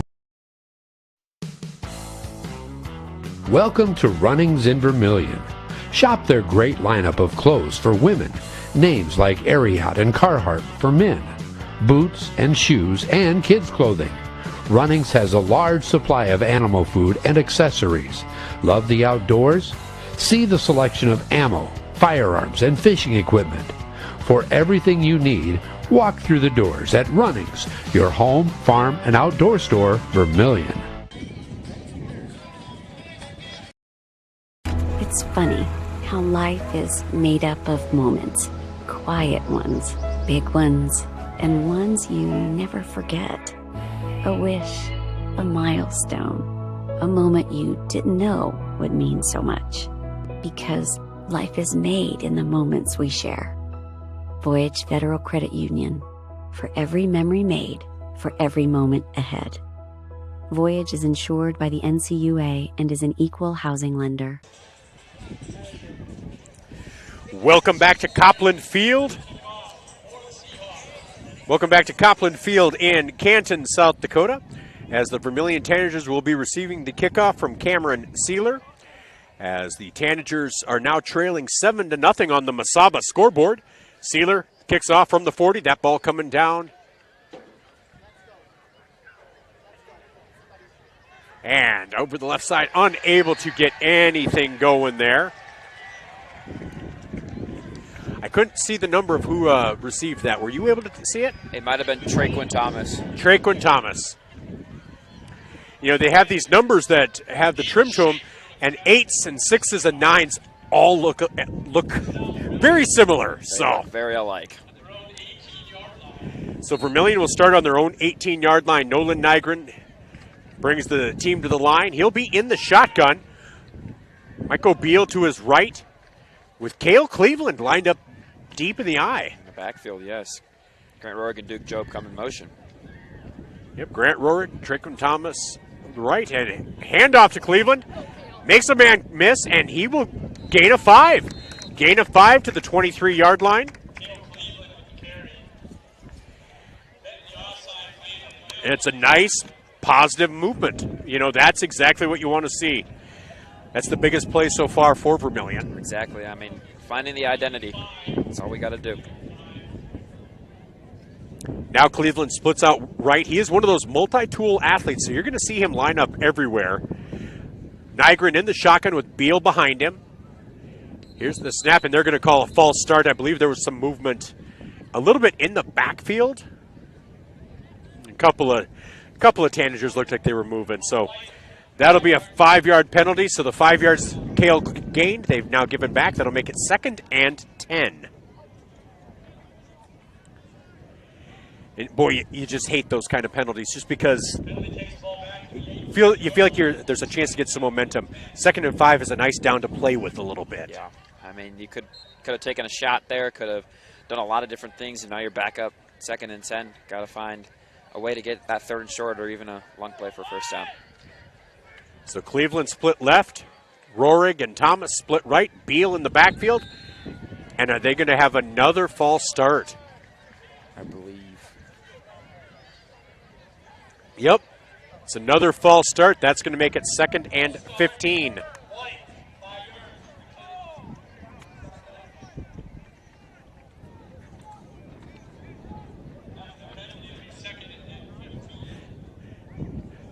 So on the silver lining, or lemonade on lemons, gives them more field to work with. It does. I mean, this is your chance to maybe get to a 3rd and 5. Yeah. And then adjust to them. You can play around here. You know, and here's the thing. 2nd and 15, you still have 3 downs to work with if you get close enough. Nygren, no. Another false start. I didn't see anything on the center. So that's on Bennett Heine. It is on Bennett Heine. Another false start. I wonder if that was just didn't have the grip that he wanted, moved it around, and that's...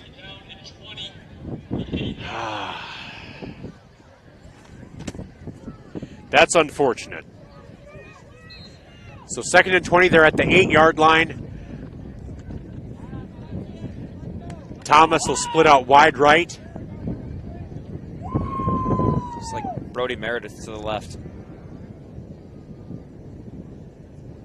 Here's the handoff to Beal over the right side. Good gain for Beal. Gets out to about the 17-yard line. 40, 30. Yeah, so a gain of 10, a nice gain. Puts it back into a more reasonable situation. So, that was a great play there. Beal, I mean, kind of shifty. You know, you talked about Boucher Knight for West Central. Beal has that shiftiness about him. That he does. He does as well. Short, agile, quick. Cleveland in motion, left, right. Handoff to Cleveland around the left side. And he is unable to reach the corner.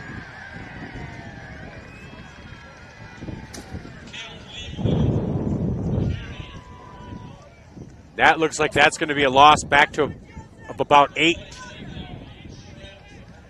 Looks like that'll be a loss of about 8. Nope, not 4, not 10. That'd be 4. So a loss of 4 for Cleveland there. So not the drive you'd want for the Tanagers to respond to a score. Definitely not. So with 8:56 left in the second quarter, Cleveland is back to punt. Good punt. Reaches about the 45. Gets a Vermillion roll out at the 50. So a 36-yard punt with this wind is not bad. Not bad. So that's where Canton will take over. We'll take a 30-second timeout from our Vermillion Sportscasters sponsors, and we'll be back right after this on Fox Sports Radio and Vermillion Tanagers on YouTube. Pied Piper Vermillion Flowers and Gifts on the corner of Cottage and Cherry. What can we say except you need to stop in for lush green plants, fresh flowers, gifts for anniversaries, sympathy, willow tree, fall decor, fresh flower bouquets, aromatherapy, beautiful handmade stained glass, jewelry, Pinch Me products, Denise's chocolates, and Dark Canyon coffee. Like the sign says, love blooms here. Pied Piper Vermillion Flowers and Gifts. They deliver. Welcome back to Tanager Football. 1st and 10 for Canton from the Vermillion 49. Here's a pitch to the right. Well defensed by Vermillion. That is going to be a 3-yard loss for Dominici. So that'll make it 2nd and 13 for Canton. So well defended there by Vermillion. They stretched it out. He just had nowhere to go. And great tackle by Troyquin. Going for the legs, exactly what you need to do in that situation. It is. You want to make sure that tackle, even if you can't get him down, that they can't move. And that somebody else can come in and finish him off if need be. For sure. So Charlene in the shotgun. Back to either side. Well defended again! Oh!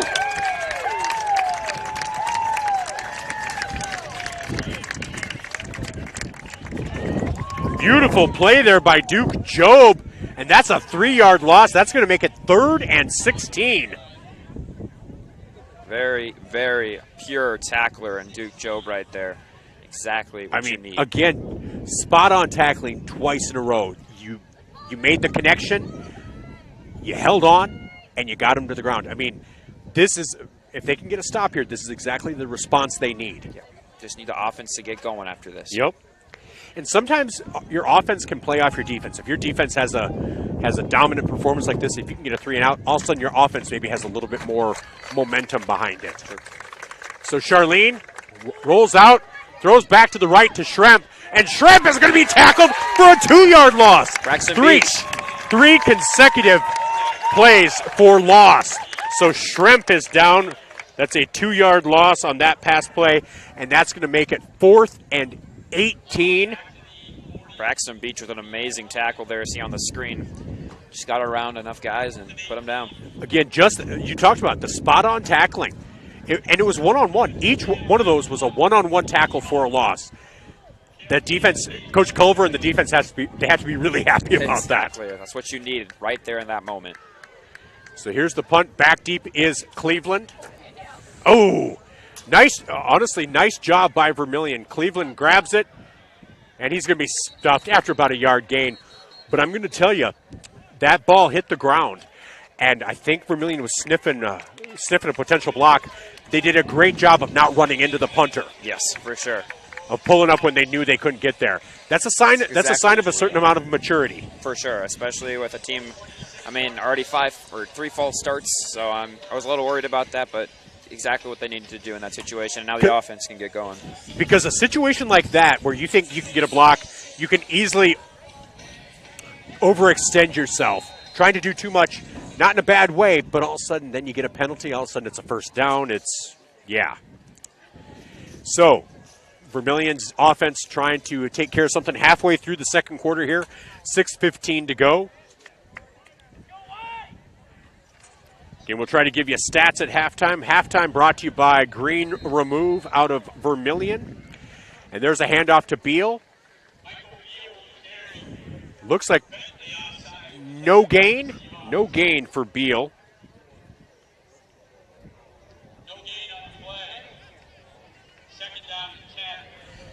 So 2nd and 10 for the Tanagers from their own 26-yard line. Nygren in the shotgun. Cale Cleveland wide right. Rohrig in the slot. Traquan Thomas split left. Nygren. Oh! In through the hands of Rohrig. Boy, that would have been a nice gain, too. That would have been. First down, too, I think. Would have been a little momentum for him. But, I think the wind wreaks havoc, you know. Does. It's not floating in there pure. You have to look it in. It's tough. That's going to be one of those that at the half they're going to wish they had, just because it could have been a good-sized play. It probably would have been about the 40. As it is, 3rd and 10 for the Tanagers from the 26-yard line. But it is a play that you might be able to look at and say it might work. It could work. I mean, Grant was pretty open right there, and you expect him to catch those for sure. Snap to Rohrig, handoff to Beal over the left side. He has a little daylight, and he will be out at about the 31. A gain of 5 for Beal. That's going to make it 4th and 5. So 4th and 5 for the Tanagers from the 31. Nygren comes out. Thomas comes in. Cleveland probably back to punt again. Again, just with Cleveland's athleticism, I wouldn't be shocked. Not that I'm expecting it, but I would never be shocked if they did decide to pull a fake. Neither would I. Plus, we know he can throw it if need be, too. Yeah, middle school quarterback, so. And here's Cleveland up the middle, and that's going to be a first down! Cale Cleveland with a 7-yard gain! Just call me Nostradamus. 7-yard run there for Cale Cleveland, and that is a first down for the Tanagers.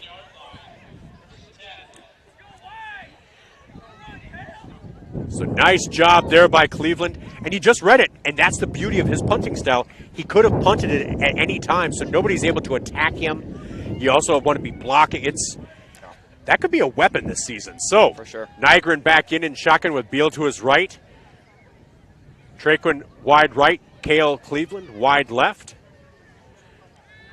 Nygren looking, keeps it, tucks it, and he's going to be... There's a flag on the play. I think the ball came out, but it looks like they're going to call him down. We'll see what this flag is about, though. It did look like they grabbed her on the helmet. I don't know if that's going to be part of the call. It was a late flag. Or if they're going to call a hold on somebody.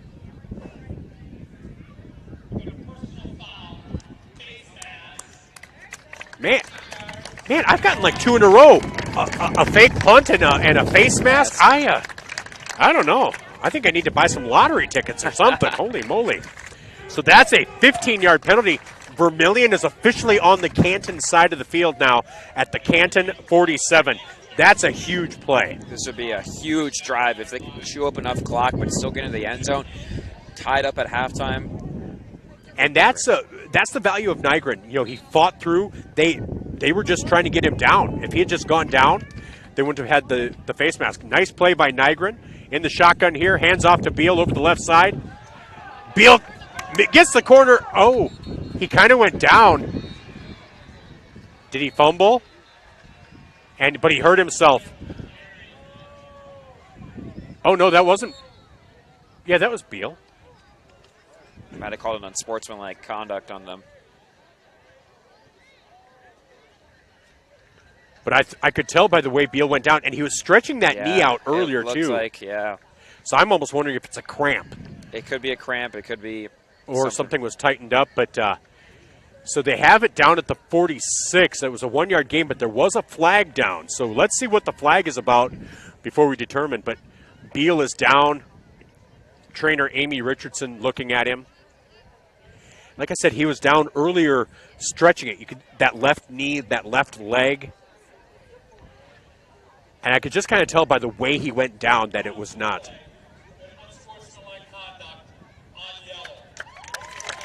Canton with an unsportsmanlike conduct. I believe that'll be another 15 yards. That'll take it down to the 31-yard line. I mean, this is a golden opportunity. You have to punch in some way right here. Yeah, you have to put something up, you know.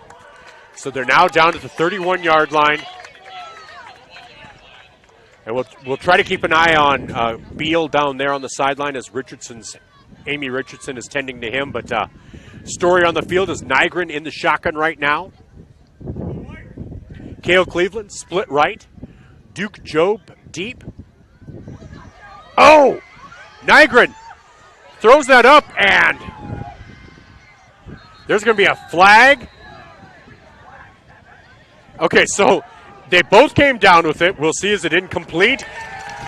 It's a completion for Vermillion, but there's a flag. We'll see what the flag is about. As unfortunately the completion loses us 5 yards. That is true. But but we'll see what the flag is. It could be pass interference. I don't know what it could be from this right sideline, but we'll see.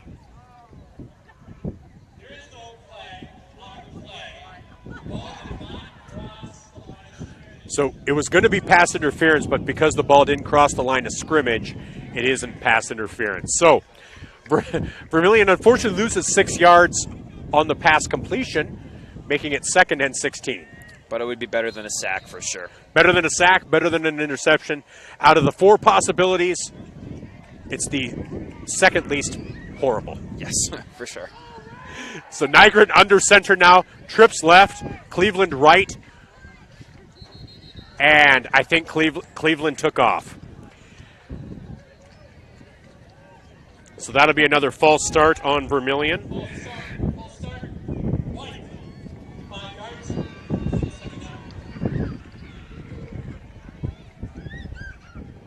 So I think Cleveland trying to get that jump out there on the outside, trying to get that advantage, but that does bring Vermillion back to the 42 now, making it 2nd and 21.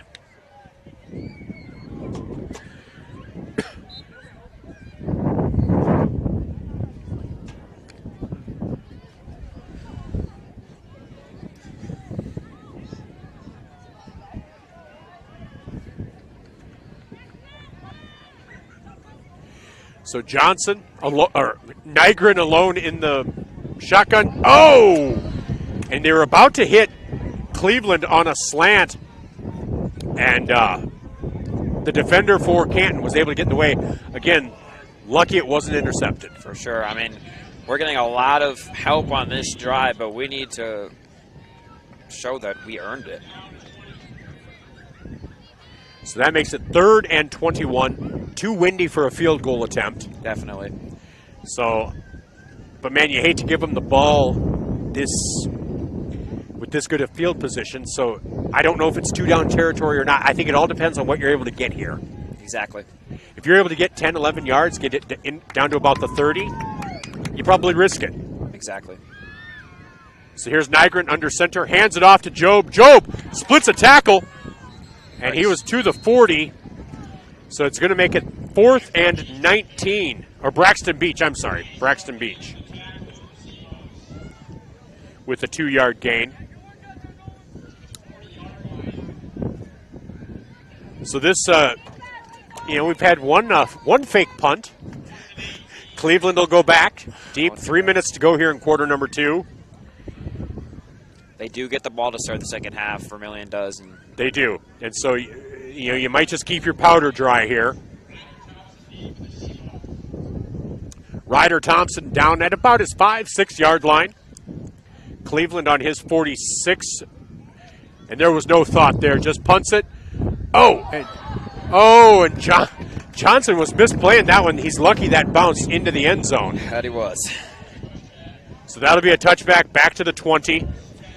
So with 2:35 to go, the way Canton's offense runs, you feel like Vermillion could come out just the one score down. So it'll be very important that they see if they can make Canton work for this. They do have all 3 timeouts, Canton does, so yes, that's going to be a huge element here. Again, not being able to come away with points there after being down to the 31 has to stick in the craw of Coach Budmeyer and this staff. Yeah, definitely, for sure. That is something you will dream about for a while. And there were a few opportunities, Now, the thing was, like the one through Rorig's hands, you had all those penalties afterwards, so you got down. It wasn't one that cost you there, but here's the handoff by Charlene, just straight ahead. And Vermillion will get him down after about a gain of about 4, and that was Shrimp. Shrimp with the gain of 3. So 2nd and 7, 2:10 to go.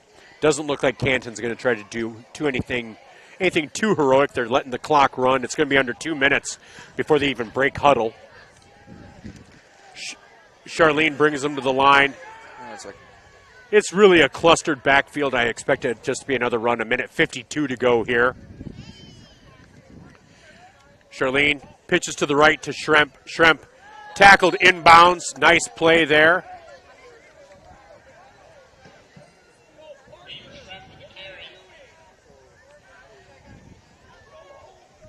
So it looks like that was a gain of about 4. Traquan Thomas with the nice tackle there. So 3rd and about 3, 3rd and 2, 1:23 to go.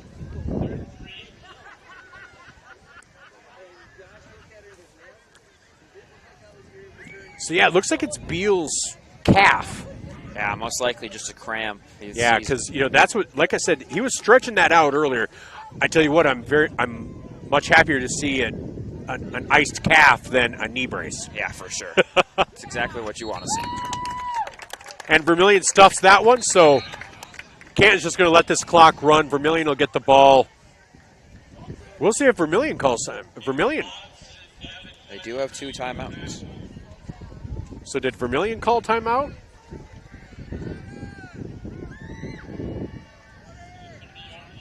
Oh, or that was a first down. Oh, he did get to the first down. Oh, I did not realize that they made it to the first down marker. So that will make it 1st and 10 from the 30. 56 seconds to go.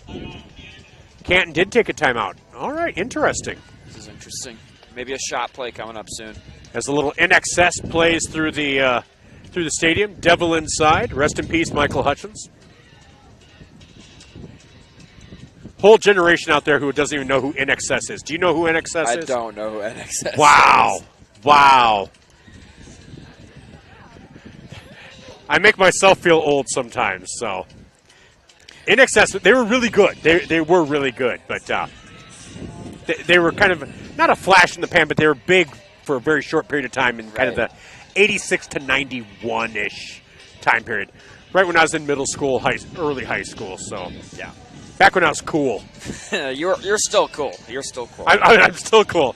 Oh, no. My daughter disagrees, so. So 56 seconds to go. What do you think Canton tries here? I mean, they called a timeout. They obviously are thinking they want to do something. I think a rollout pass, maybe a corner route along the near sideline to the 40 or the 45 would be an interesting play, maybe get into field goal range for their kicker. I mean, he seems like he has a decent leg. So yeah, and they have the wind to their back. It's not going against them at least. So, yeah, Charlene under center. That's a handoff. It's a handoff to Thompson, and he'll gain 2 or 3. I was expecting not what I was expecting. Unless they're just seeing if they could block something well enough to break somebody around the corner. But sure. Seahawks do take another timeout, though. 46 seconds to go. So I guess if they were trying to take a shot, I thought they would have done something a little bit different than just a straight run play on that. But Coach Lundstrom's been at this for a while. He knows what he's doing. There's a reason I'm on a microphone here. So 46 seconds to go. If Vermillion can get a stop here, what do you think the takeaway is from this first half? I mean, offense needs to get moving for sure. I think your defense has made a couple stands for sure. I mean, you're getting help, but, like, offense needs to get going. Obviously, the run hasn't been working that well. And, I mean, if Nolan Nygren has a really good arm, if he can connect with one receiver for 2 receptions, 3 receptions a drive, I think that would definitely help. I mean, I think offense needs to just find its identity. But you're also, if you go into half only down 7, you can get that back right away. I mean, like you said, we do get the ball to start the first half, and we'll be going the other direction. That is true. So we get the win.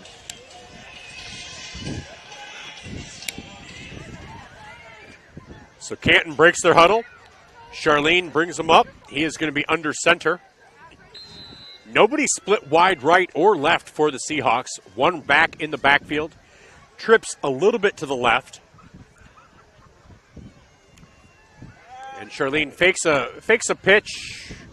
And there's a throw, and that's going to be tackled out of bounds. So that's going to make it 3rd and 7 with 39 seconds to go.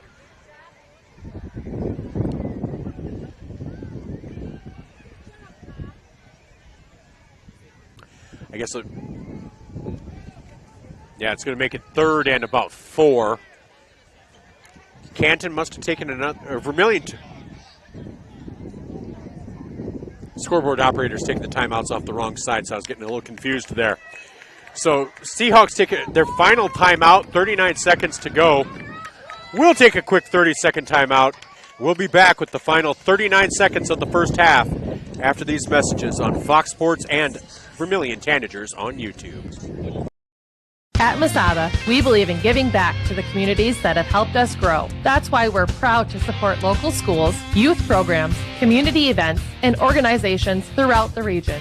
We don't just work here, we live here, raise our families here, and invest here. Be part of something bigger, built on community, powered by people. Apply today at masadainc.com/careers.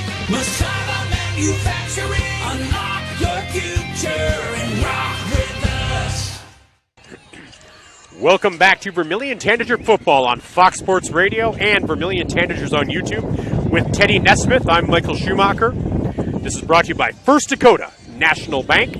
Vermillion trails 7-0 with 39 seconds to go in this first half. Canton with 1 timeout remaining. Vermillion with 1 timeout remaining. 3rd and 4 for the Seahawks on their own 36-yard line. Now we will have our green remove halftime show coming up. We'll take a look at some of the stats. Not a ton of stats for either team, not a lot of offense. And we'll also take a look at scores from around the state and what is going on around Vermillion this coming week. So Charlene gets under center. I formation, 2 receivers, split left. And Vermillion's going to take a timeout. So we'll take another timeout as well. This timeout brought to you by Cop Building. So Cop Building and a brand new advertiser to the Tanagers.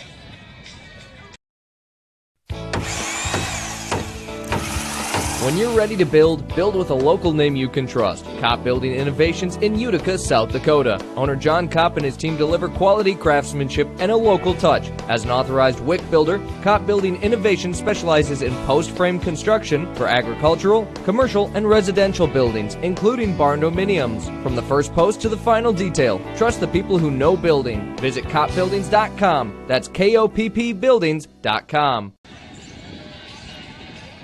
Welcome back to Vermillion Tanager Football on Fox Sports Radio and Vermillion Tanagers on YouTube. Brought to you by First Dakota National Bank. I'm Michael Schumacher alongside Teddy Nesmith. Same situation as last time we came back from a timeout. 39 seconds to go. 3rd and 4 for Canton from their own 36-yard line. As Vermillion took a timeout, just making sure they don't want to give up that big play. Definitely not a big play right here, especially Canton still has their one timeout left, I believe, right? Yeah. Yep. So timeouts remaining. So 3rd and a long 4, maybe a short 5. As Charlene brings his team to the line. It's an I formation with 2 receivers split left. Charlene gets into that squat under center, kind of like Turner Gill used to do for the Huskers. So here's the snap to Charlene. He'll keep it, pitch it, keep it, scat back, turn back, and he will get, no, he will not get the first down. He handed it off to Jensen, and that's going to make it 4th and 1. So Vermillion does not have any timeouts left. Otherwise, you know they would take one here, try to get back. So I expect Canton just to let this run out. Looks like they're running out the clock. So Canton is just going to let this run out. That's the way the half will end. Vermillion trails Canton by a score of 7-0 on the Masaba scoreboard. We'll be back with the Green Remove halftime show after these messages. You're listening to Tanager Football on Fox Sports Radio and Vermillion Tanagers on YouTube. With Teddy Nesmith, I'm Michael Schumacher. We'll be right back. If you're considering a new roof, you want to put your roof in the hands of Dave's Roofing. Dave's Roofing specializes in residential roofing and has over 10 years of experience. Dave's Roofing covers any job from a 60 to 80 mile radius of Sioux City and has a 10-man crew that completes most jobs in one day. Dave's Roofing will make sure the cleanup job is done right afterwards too. And the products installed are impact rated and eligible for homeowners insurance discounts. Look up Dave's Roofing on Facebook and check out the work that's been done and customer testimonials. It's the time of year when being on the water is the thing to do. Let Mart Marine in Vermillion help you get ready. Mart Marine is an authorized Lund Boat and Mercury outboard motor dealer. Stop and make a great deal on the best names in boating today.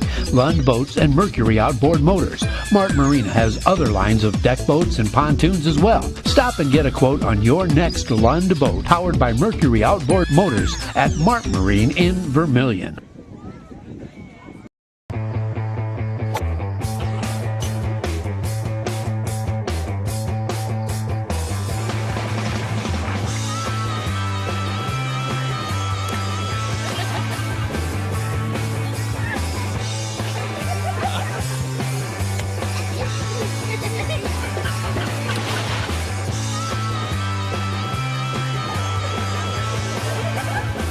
Come find your place in Vermillion. To be honest, it's the people that I work with. I love what I do. You gotta love what you do to come every day. But the people I work with make coming 10 times easier. You want to be a part of a team that cares for you and that actually put in the time to teach you and show you the things to do in the proper way. You're just full of people who care. To be honest, it's the people that I work with. I love what I do. You gotta love what you do to come every day. But the people I work with make coming 10 times easier. You want to be a part of a team that cares for you and that actually put in the time to teach you and show you the things to do in a proper way. You're just full of people who care.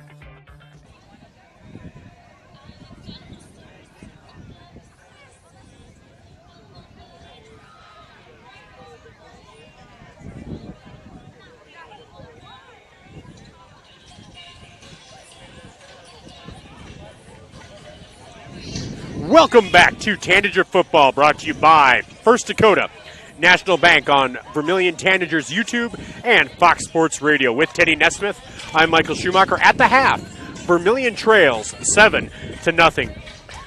Offensively, not much going for Vermillion right now. Teddy, guess how many rushing yards? 7. 30.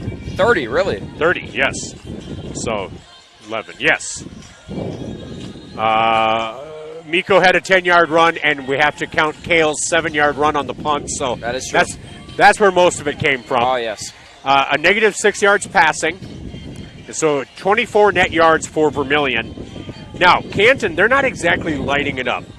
They have 91 yards rushing, 15 yards. Nobody has more than 39, and that's Ryder Thompson.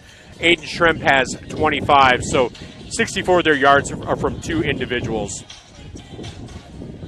Wait a second. Yeah, 40, 79. Yeah, 91. My math was mathing. And then 43 yards passing on 3 of 5 passing for Charlene. So 43 yards. Penalties, probably the biggest story. Vermillion kind of shot themselves in the foot that first drive where they gave up all the false starts in a row. That is true. Yeah, Canton gave Vermillion a shot there with a face mask, personal foul, stuff like that, but Vermillion just unable to capitalize. Yeah. Miko also came off with a calf injury or strain, and so, I think it's 2 sides to the coin for Vermillion. It's like, okay, you're only down 1 score, and that you've got to be really happy with that. You're getting the ball first to start the second half. That's a huge positive.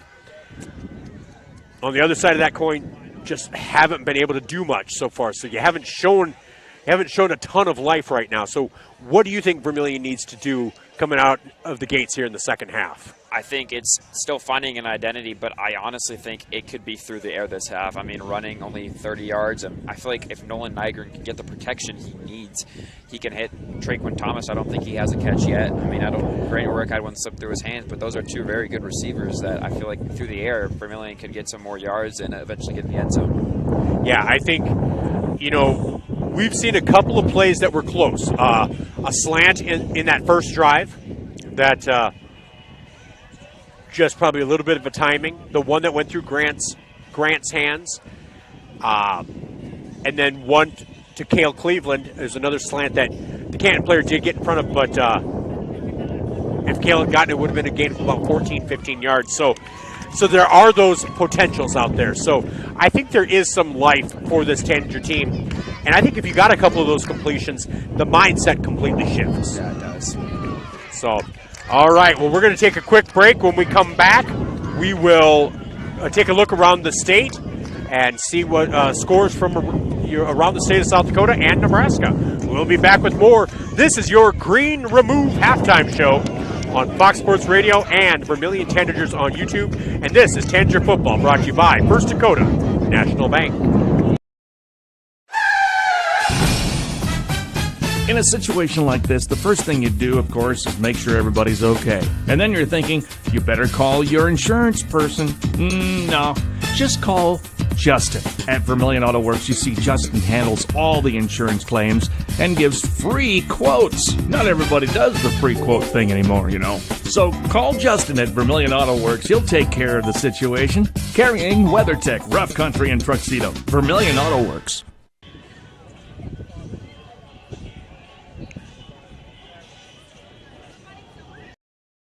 Warmer days are coming, and sooner or later your air conditioning will need to kick in as well. But what if it doesn't?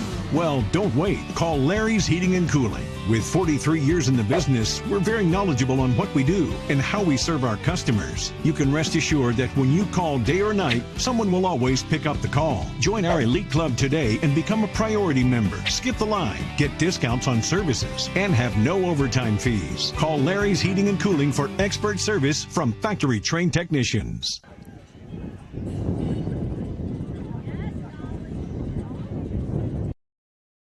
If you want somebody to come into your home and fix everything right the first time, look professional, act professional, treat you with respect, you got to call Kaylin's. When they come in, I feel that they want to be there. I feel that they want to help me. You know, they put on the little booties over their shoes. They had canvas from the garage door all the way down to walk on. They left the furnace room in the basement probably cleaner than it was when they came in. They just do customer service very well. I would recommend Kaylin's to anyone. Welcome back to Vermillion Tanager Football on Fox Sports Radio and Vermillion Tanagers YouTube. With Teddy Nesmith, I'm Michael Schumacher from Coplan Field. As they are Vermillion's out there practicing their kicks, seeing I think what they might be able to do. Boy, that wind looks like it's wreaking havoc out there. So let's take a look around the state of South Dakota. Let's start with AAA football. 11 AAA. Sioux Falls, Washington beats Rapid City Central. Sioux Falls Roosevelt leads Rapid City Stevens 27-0 with 11 minutes to go in the second quarter. Brandon Valley leads Bellevue West out of Nebraska 3-0 at the half. That's going to be an interesting game to watch. Oh, yeah. I'm excited to see that one. And that's part of why AAA teams aren't playing AA teams in South Dakota this year. They have that work with Omaha, which should be a good test for them. Definitely. And then with 3 minutes to go in the first, Sioux Falls Lincoln leads O'Gorman 7-0. Now let's go to AA, the home of our Yankton Bucks over on Classic Hits 106.3 and Yankton Streaming. 7 minutes to go in the second. Yankton leads Aberdeen Central 21-3. Nice road trip for Zach Spear and Corbin Gunther if they can come away with a win there. T-Area leads Huron 28-19 at the half. Douglas leads Custer 21-7. 3 minutes to go in the first half. Mitchell leads Brookings at the half 21-7.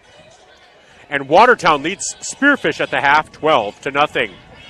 Elsewhere in 11A, Madison leads Del Rapids 14-0 at the half.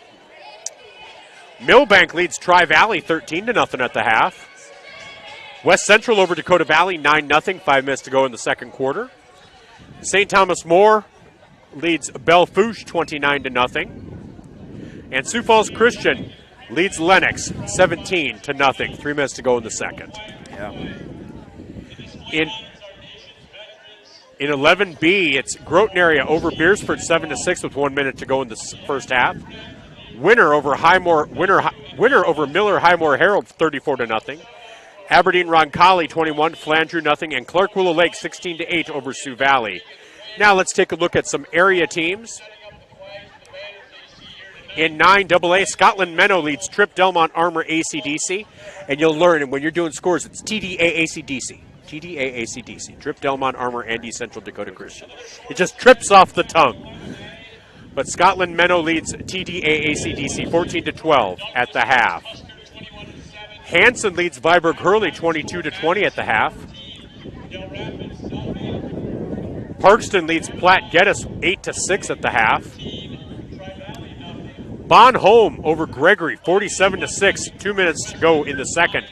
Bonholm is going to be a force in 9AA football this year. That they will. I think they had a great season last year, and Coach Tom Culver, Coach Culver's brother, is a great coach. He's been doing it for decades. He knows what he's doing. And so Bonholm, they have a great tradition there. Wall leads Deadwood 20-0. 6 minutes to go in the second. That's interesting for Wall after last week. What's that? Wall's last week comeback after they reclassed down below and then seeing them punch back. I mean, we're going to see it with St. Mary's and Wall this season. It's going to be an interesting one for sure. It is going to be interesting. 9-man football is going to be fun. Fun to watch. And so in 9A, Freeman, now just the Freeman Flyers, coming off that Marion Freeman Academy Championship last year.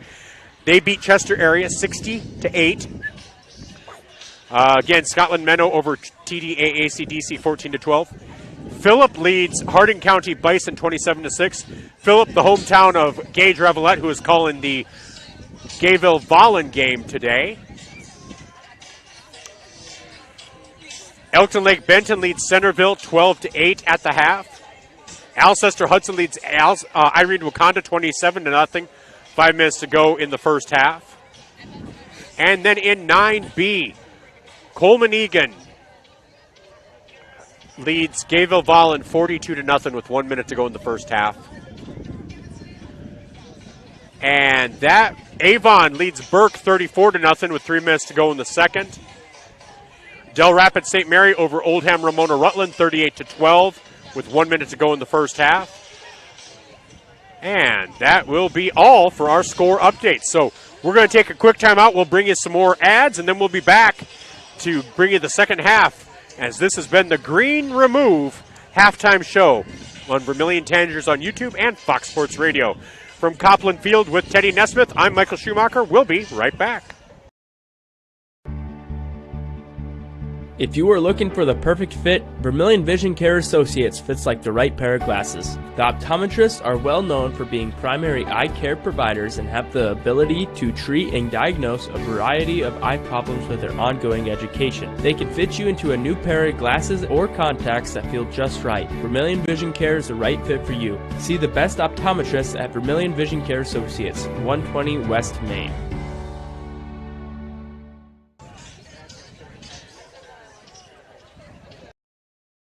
Something that people are naturally attracted to is the water. Kind of a breath of fresh air. Every time you go out there, it's like a reset button. My name's Aaron Reeby. I'm married to my beautiful wife, Brittany. My husband and I both really enjoy the outdoors, biking or hiking or go out on the river. You can always find a little spot to get away from the crowd. So cool, so unique. I can experience a lot in a day without having to be congested in traffic. Come see it for yourself.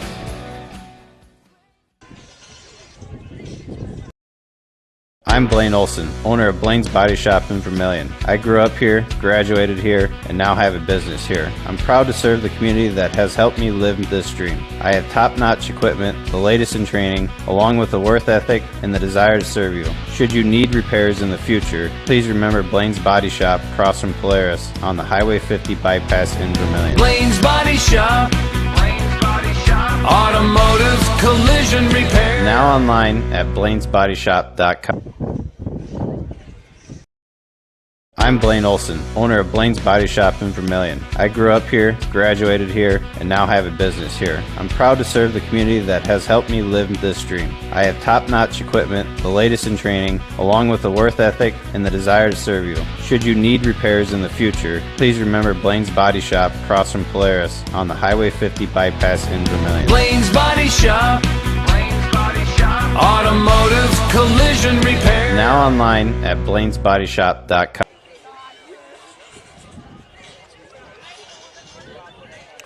All right, welcome back to Coplan Field in Canton, South Dakota with Teddy Nesmith. I'm Michael Schumacher on Fox Sports Radio and Vermillion Tanagers on YouTube. All right, Teddy, you're Coach Budmeyer. What do you call for your very first play? I think you call a shot play for your first play. Play action, roll out to the left side, maybe hit Duke Job on like a tight end, something with that. I mean, he could play a variety of positions, or you want to get to Grant Roig or Chaquin Thomas to build their confidence up to start the second half. All right. We'll see if your play calling expertise is up to par. I mean, because I can only do so much. I called the fake punt. I called the hold. I called the face mask. I mean, I can't do all the heavy lifting for us. I mean, I'll try my best. All right, sounds good. So Vermillion to receive. So that should be a good chance for them to try to get a little momentum going here.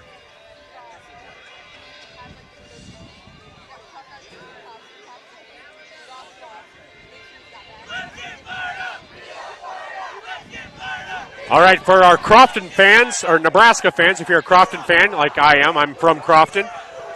Crofton leads Pender 12-0 at the end of the first half. That is in Pender. Go Crofton Warriors. Also in D2, let's see what Why Not's up to, if we can get a score update there. As Canton gets ready to kick off here. Oh, I don't have a score update for Why Not. Well, we'll try to get that for the post-game show. As here's the kickoff. Cleveland receives it at about the 2. He has to pick it up on a kickoff. He's at the 10. Oh, and he's tripped up at about the 12-yard line. Wow, that was just one of those where it fell where nobody could get to it, couldn't field it cleanly. That thing wasn't getting to the end zone, so you had to pick it up. It was just no man's land. It was actually no man's land, exactly.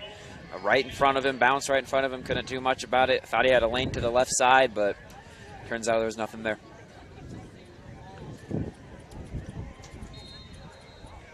So now you just you try to make do here as Nygren takes the team out. They're moving left to right for us.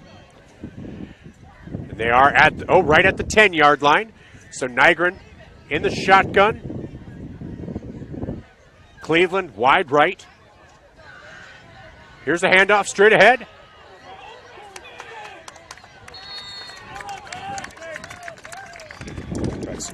Nice job there by Beach. Beach with the 6-yard gain. Nice start to the second half. Great run. And well blocked too. You know, that young offensive line. That we didn't mention it, but I mean, again, 3 sophomores and a freshman. Yeah, got to match the physicality of Canton's front line for sure. So 6-yard gain. Got to love that. Here's Nygren. Hands off again. Is that Cleveland picking his way through? Like Cleveland, and that'll be a first down. That'll be a gain of 4. That'll be a gain of 5, actually. So that'll be a 1st and 10 for the Tanagers. 2 runs, 2 positive plays, and a first down. Exactly what you need coming out of the half. Just it is. Build the momentum, get down the field, methodical drives. Exactly. And make them have to play the run. Exactly. That's the key. So Nygren under center now as Job and Rorik go left. Here's a handoff again to Beach. Beach is met after about a 2-yard gain. That'll make it 2nd and 8.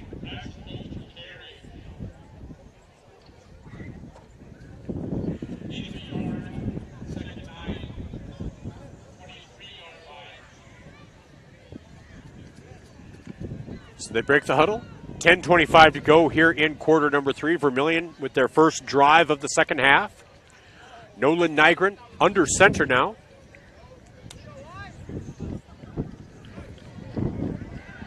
Looks left, goes deep. Here's Cleveland. And boy, Cleveland just couldn't get adjusted on it. No flag.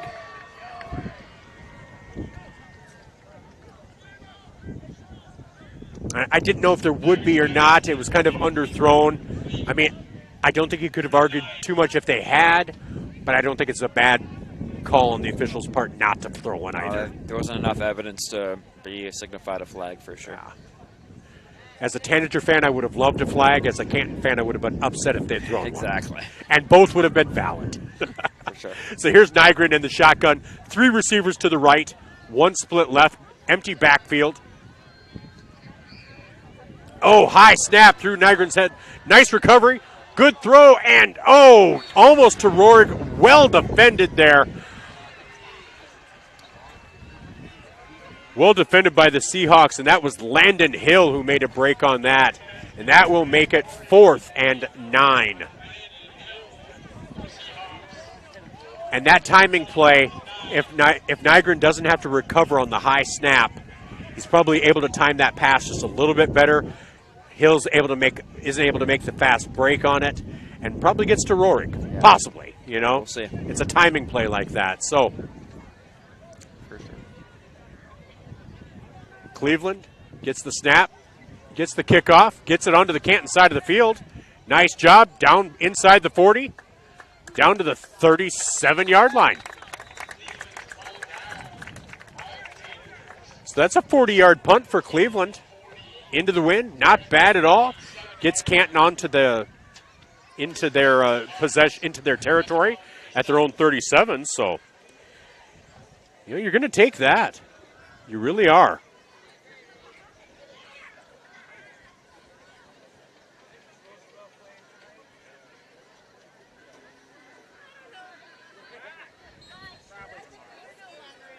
So with 9:50 to go here in quarter number 3, the Vermillion defense looks to get a stop here. I almost think an explosive play on defense would even help, like a fumble or an interception. That would be a key point to get this offense going. And here's the pitch and an inside reverse to Shrimp. Well sniffed out by Vermillion. And I think that's going to be a 5-yard loss for Shrimp. So Vermillion well defended, maybe a 4-yard loss, 2nd and 14.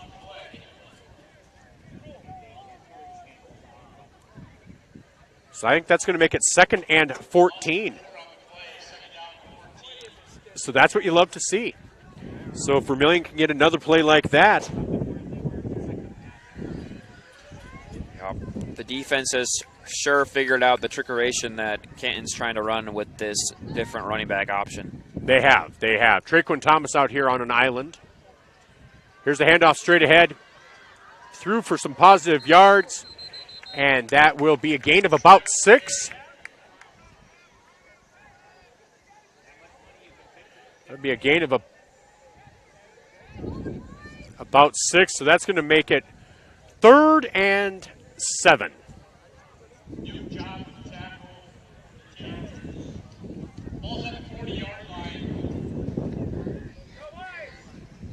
So 3rd and 7. So Vermillion with a nice chance to get a 3 and out here. For sure. I think the defense is doing their job. I mean, getting in stops, I think Nolan Nygren just needs to get his confidence back and get going. I think he has it in him for sure. That he does. Here's the handoff.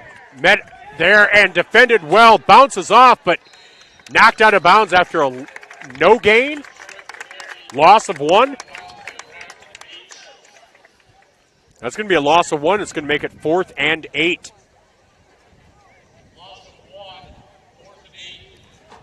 So nice job by the Vermillion defense. Cale Cleveland will go back to receive the punt. He'll be back at about his own 25.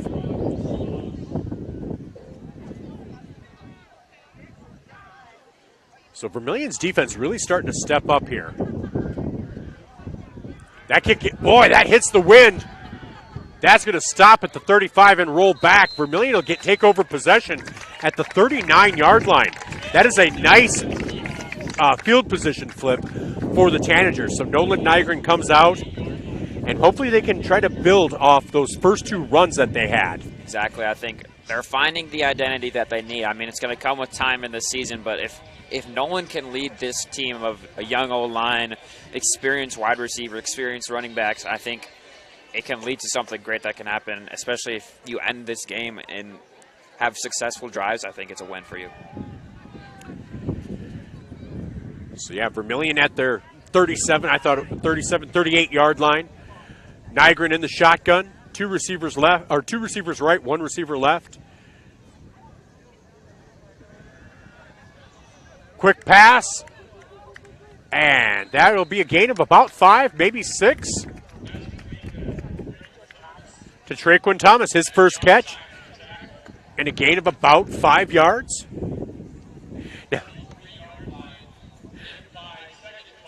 Now, he did scare us a little bit. He came back with the ball trying to get those extra yards. He did get that 1.5 yards back, but you're like, no. Yeah, exactly. You don't want that to happen, lose forward progress. But, I mean, that's how you do a quick slant to get Traquan going.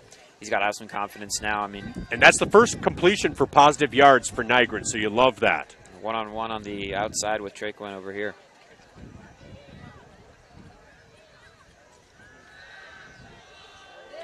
Quick pass. Nice.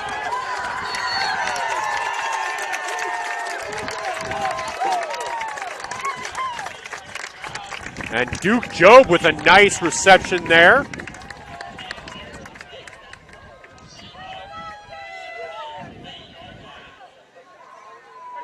So about a 21-yard pass play. That was just a simple clear out. Would get the 2 wide receivers on a go, get Duke on a split out corner route, and wide open for the check down. And beautiful play design. It was beautifully designed. Two nice completions for Nygren. Like you said, getting that confidence back and getting that timing down. So now they're on the Canton side of the ball of the field at the 38-yard line. Nygren looking again over the middle. Boy, the Tanager fans were thinking there should have been a call. And there was a lot of contact down there. Grant fell on the ground. I mean, I don't know if there was pushing and shoving both ways for it to not to be called, but it sure looked like something up to me. Yeah, so No call, but makes it 2nd and 10. Vermillion with the ball at the Canton 38-yard line. So Nygren breaks the huddle. 7 minutes to go here in quarter number 3. Vermillion with a drive going, unaided by any penalties. So this has been all yardage gained, scrimmage yards. Here is Nygren alone in the shotgun. He keeps it off to the right, picks his way through, and met in the, after a gain of about 1. Oh, and there's going to be a flag. There was a lot of jaw-jacking by Canton. I don't know, but I'm going to say this. Nolan looked like he was giving it right back. I don't know what the call is going to be. It might be on Nolan right here. Sometimes it's the guy who responds that they get.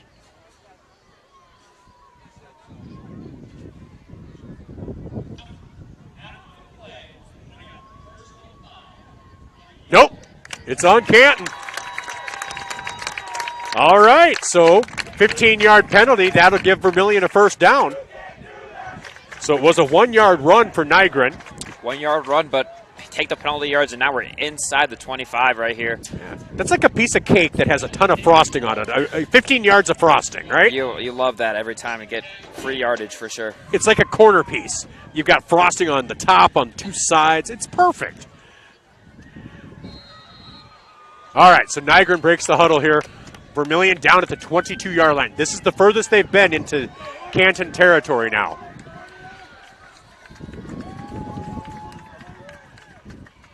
So Beach to the left of Nygren. Nygren, sniffed out so quickly as they hand off inside to Cleveland. That'll be a loss of about 9. Back to the 31-yard line. Depends where they mark it. Oh, that's good. They gave him the forward progress. It looked like they might give it to where he landed. And I was like, because I know he was still fighting for yards, but that's a loss of 5. Makes it 2nd and 15 from the 27-yard line.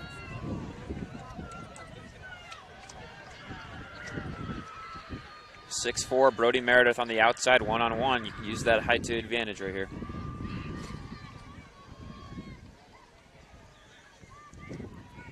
Here's the handoff over the left side. Oh, and there's going to be a flag. I don't know if that's going to be a hold. It doesn't.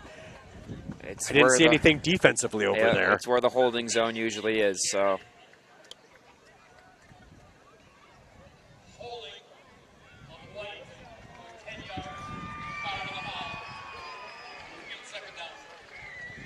So we were at the 27. We'll see where this brings us now. Brings us back to the 35. So it is now 2nd and 23.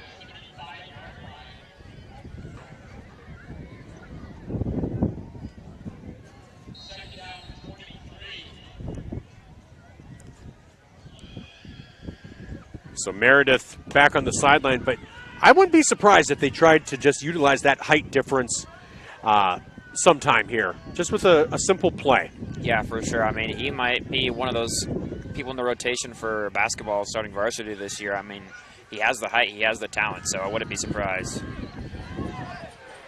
So Nygren keeps it. Nygren hit down for a loss and an injured Canton player. So Nygren down at about the 43-yard line. It's a loss of 8. It's going to make it 3rd and 30. We'll take a quick timeout while they attend to the injured player out there. We'll be back after this 30-second timeout on Fox Sports Radio and Vermillion Tanagers on YouTube. What in the world? Interior technicians. Jerry, I need your help. There are ducks in my ducks. Dust in your ducks? No problem. Intech can take care of. No, not dust. There are ducks in my ducks. How did they get? You know what? Never mind. Intech is the duct cleaning specialist. No matter what's in them, we'll be right over. Oh, thank heaven. When you need it clean, call the Intech team.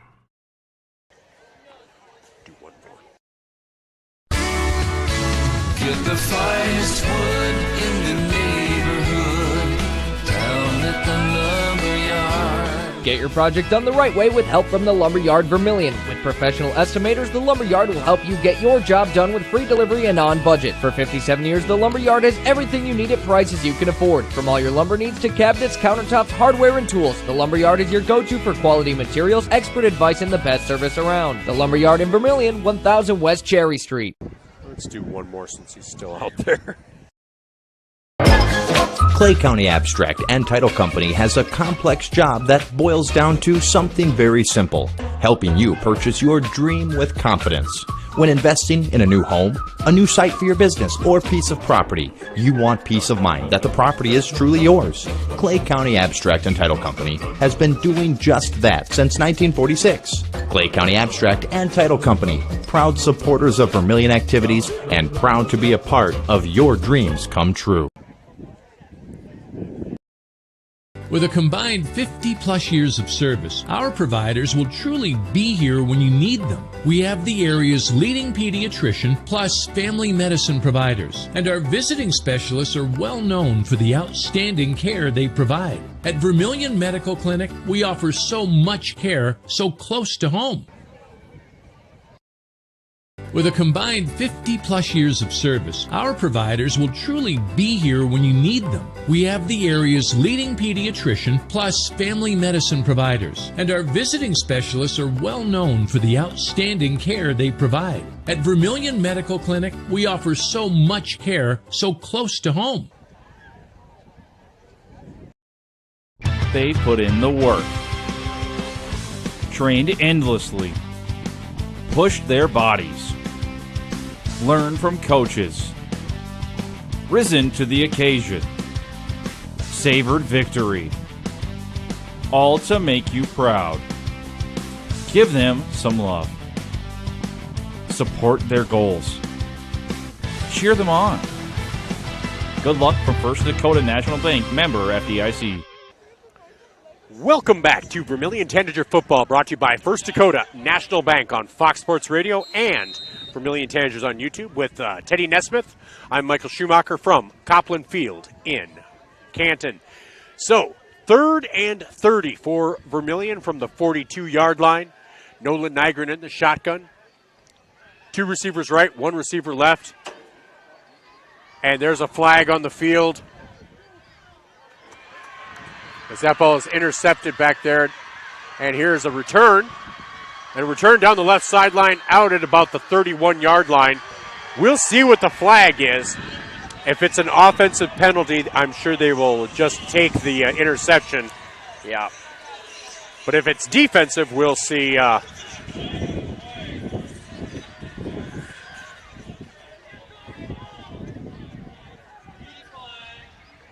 it looks like a movement penalty, and so that is declined. So Canton will take over on their own 32-yard line. And I didn't know right away when he intercepted that down by the goal line. I thought, oh, why is he trying to bring that out? Yeah, but he made the most out of that. Got themselves some good field position. Now it's time for the Tanager defense to try to step up again. 5 minutes to go here in quarter number 3. I mean, Vermillion's only down 7-0, as honestly as decisive as it's been right now for Canton, other than this last drive where Vermillion's offense did some nice work. To only be 1 score down, you can't be too upset right now. No, I mean, you gotta stay with it for sure. I mean, fourth quarter can bring a lot of things. So Charlene keeps it over the left side, and he's going to be knocked out of bounds after a gain of 8. Nice tackle there by Grant Rohrig.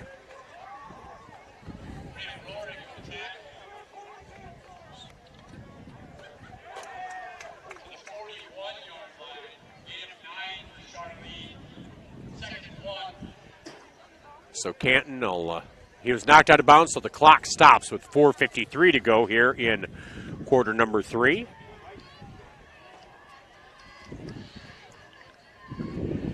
Again, Canton, pretty big on the huddles.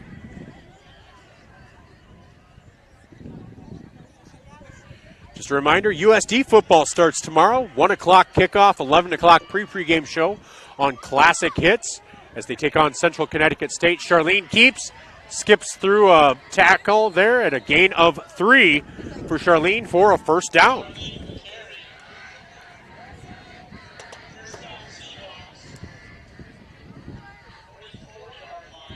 So they're at the 44-yard line, and that clock will continue to run once they start it back up after the chains are moved. So again, USD taking on Central Connecticut State. You going to the game, or what are you doing tomorrow? I am going to the game. I'm excited to see. Are you? Yeah. Nice. I'll be back at the station running the board, training some board ops. So that's always fun, too. So, all right, Charlene back in the shotgun. Backs on either side. Here's the handoff to Schremp, and Schremp is tackled after a gain. Wow, nice spin move by Schremp. Schremp with a nice spin move, and that's a 5-yard gain for Schremp. That'll make it 2nd and 5. Yeah, it should be a good game. Debut of Austin Mojeski. Were you surprised that they announced him the starting quarterback? Yeah, I was surprised about that, actually. I was too, because Proctor had so much experience and was really good. At the FCS level, I thought, okay, even if Mojeski outplayed him in practice, I thought you might go with the steadier, more experienced hand. They must see a lot in him. They must have. All right, here's Charlene, hands off this time, and again, just straight ahead for Canton. That was Ryder Thompson with a gain of about 2 or 3. That's going to make it 3rd and 3. And that is across the 50 into the Vermillion territory now at the 48.5-yard line.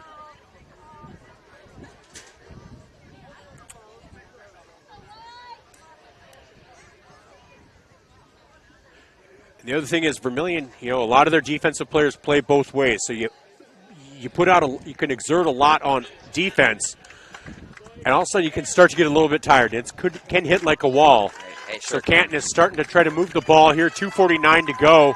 Charlene keeps, and he will be tackled after, I'd say, no gain. No gain. So that's going to make it 4th and 3. Decision time upcoming. Definitely going to be interesting. So, yeah, this will be interesting. Pretty much right at midfield. 4th and 3. Good field position if you don't get a first down, if you go for it.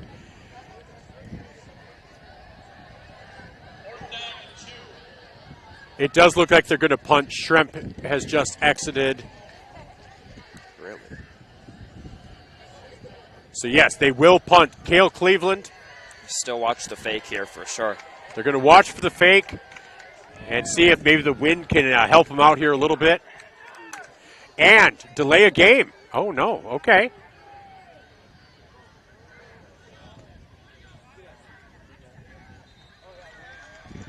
Wow, I thought the play clock got down to 0. I thought it did too, but looks like the 1 So that yard punt line. is down at the 1. So that's a 47-yard punt, but I'll be honest, they had not snapped it yet, and that clock said 0. I looked over here and it said 0. I think they missed a delay a game. That could be a huge momentum swing. So Nygren will lead the offense out. It's at the 1 yard line.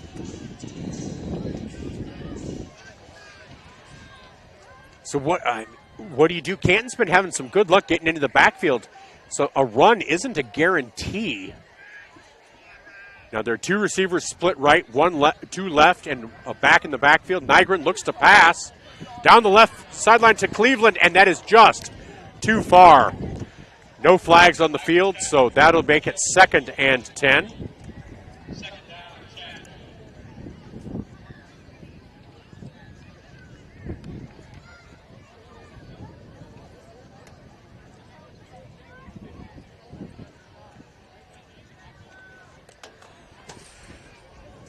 I did like the design of that play. Cleveland did have a step on his defender. He did. Just a little bit overthrown from Nolan.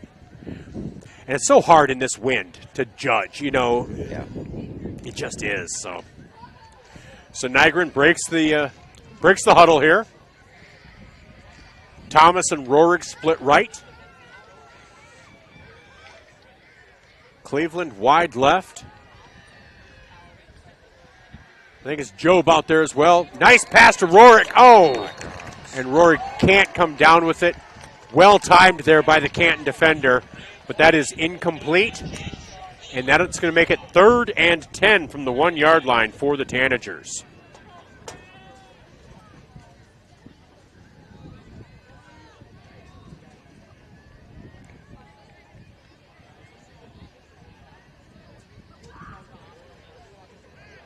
So with 1:38 to go here in quarter number 3, Vermillion trails 7-0.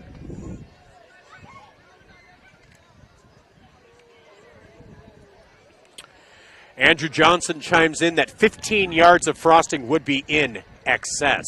See, he's listening. He made a callback to the in excess reference too. So, well done, Andrew. Well done. Here's the snap to Nygren. Nygren keeps, and he is able to get him out of the shadow of their end zone. 4-yard gain out to the 5. And so that'll make it 4th and 6. So it is punting time. It gives them a little bit of room at least. Does give a so little Cleveland bit of room. doesn't have to be towing the back end of the end zone. But man, you wish you'd been able to get something going there just to get out of the threat of the end zone. It's going to be hard to get it onto their side of the field. All of a sudden, it's a field position flip. Here's the snap. And that one's off to the right, and that will go out of bounds at the 32-yard line. So a 27-yard punt for Cleveland. And that's where Canton will take over. Canton will take over at the Vermillion 32-yard line. Or 33-yard line.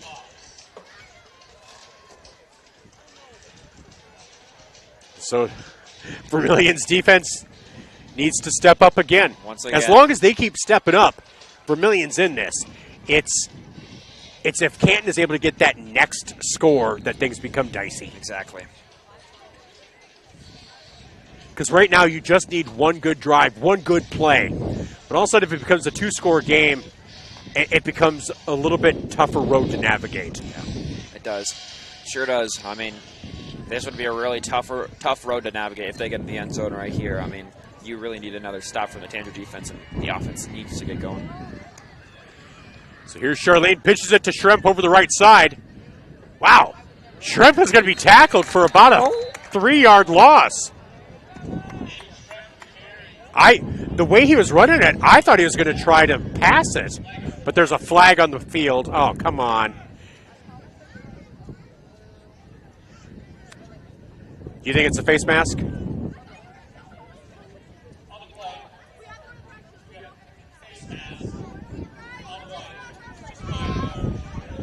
So it's a 5-yard face mask.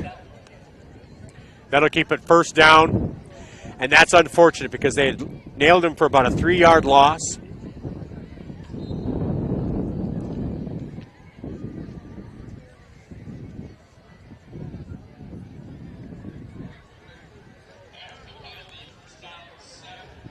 So it's 1st and 7 because they mark it from where the penalty happened. So they're at the 29-ish yard line, 30-yard line. Charlene under center. Power I, hands off to Thompson.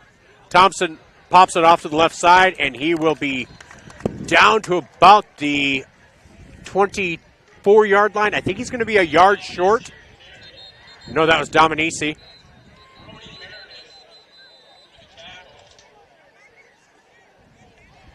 And Meredith is down, I believe. So we'll take a quick timeout as Amy Richardson runs out to take care of Brody Meredith. This timeout brought to you by First Dakota National Bank on Fox Sports Radio and Vermillion Tanagers on YouTube. And you know what? We're just going to keep it here because Brody's popped up already. So there goes that commercial break. Jeez, Brody. He's too resilient. No, you love to see that. But 2nd and 1 down at the 24-yard line. And that will be the end of the third quarter. So we're going to get that commercial break anyhow. Vermillion, 0. Canton 7. It's a one-score game as we head into the final 12 minutes of play. With Teddy Nesmith, I'm Michael Schumacher from Coplan Field in Canton, South Dakota, on Fox Sports Radio and Vermillion Tanagers on YouTube. We'll be back after these messages. The Vermillion High School Booster Club is an organization that helps support Tanager athletics by working with coaches and student athletes to obtain necessary equipment. The Booster Club has helped purchase various equipment, including a volleyball hitting machine, scoreboard, batting cage, uniforms, and more. They also donate to necessary causes for students to attend camps and making sure every Tanager has the shoes they need to compete. Without your continued support, none of this would be possible. Join the Vermillion High School Booster Club today and make a difference in your community.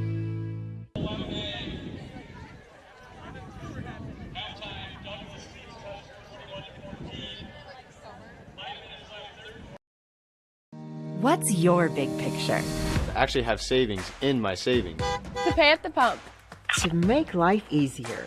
To spend less. Wait, to make more. If making the most of your time and money is in your big picture, First Bank & Trust has you covered with award-winning customer service and local experts. To keep having fun. Oh, to keep up with her. Find out how First Bank & Trust helps you bank easier at bankeasy.com.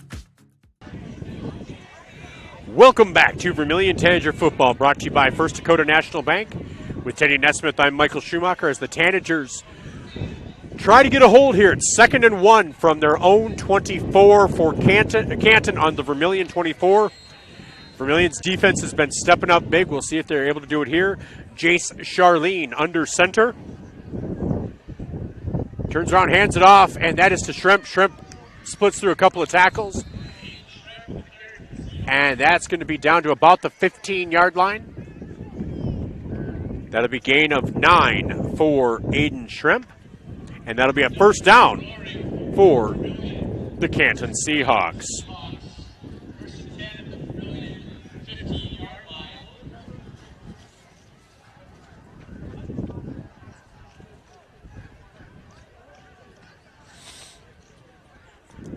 It's now 1st and 10 from the 15.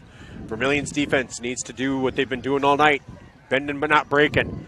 So Charlene in the power eye, turns around, hands it off. Dominici is going to be tackled for no gain. No gain there. Nice, well sniffed out play by the Vermillion defense. Nice job by Braxton Beach. So that'll make it 2nd and 10 from the 15. As that clock runs, 11:13 to go here in quarter number 4, here in game number 1 of the 26-27 school year in the football season. I was about to say football season, but the season's only in 2026, so that would have been weird. So they're going to be like, don't you know it's only in 2026? I do know that. Like I said, it's first game. You get the kinks out, at least we hope. Jitters are out, yep. Here's Charlene. Charlene keeps. No. Yeah, Charlene, and he is met after a gain of maybe 2.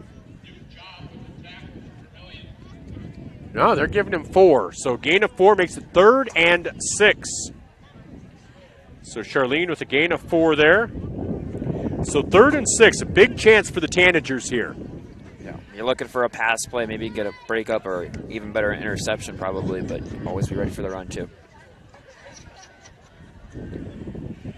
Yeah, they've been doing nothing but running. Yeah, do not be surprised if they try to throw it up, especially because it's kind of 2-down territory. It is. I mean, if they get close, I wouldn't be surprised if they go. Yep. So Charlene under center, power I formation, 2 receivers, split left, handoff straight ahead to Shrimp. Shrimp is met, and oh, that is going to be close. I think they stopped him. They stopped him. Yards short. I think that was a 3-yard gain. Nah, 2-yard gain. That's going to be 4th and 4. Wow, big chance for Vermillion to get a stop here. Big chance for this defense, you know, and it does. It puts Vermillion, I mean, they'd be taking over deep in their territory, but you'd rather take over deep in your territory than give up a first down. Exactly. I mean, even if you give up points here, you don't want to give up points. It would be a huge stand for the Tanager defense. Exactly. Inside their own 10. Just want to make sure you don't have an offsides. And is that going to be a timeout by Canton? Yes, a timeout taken by Canton. So we'll take a timeout as well. This timeout brought to you by First Dakota National Bank on Fox Sports Radio and 5-star streaming on YouTube. We'll be back right after these messages. I'm Michael Schumacher with Teddy Nesmith from Coplan Field in Canton.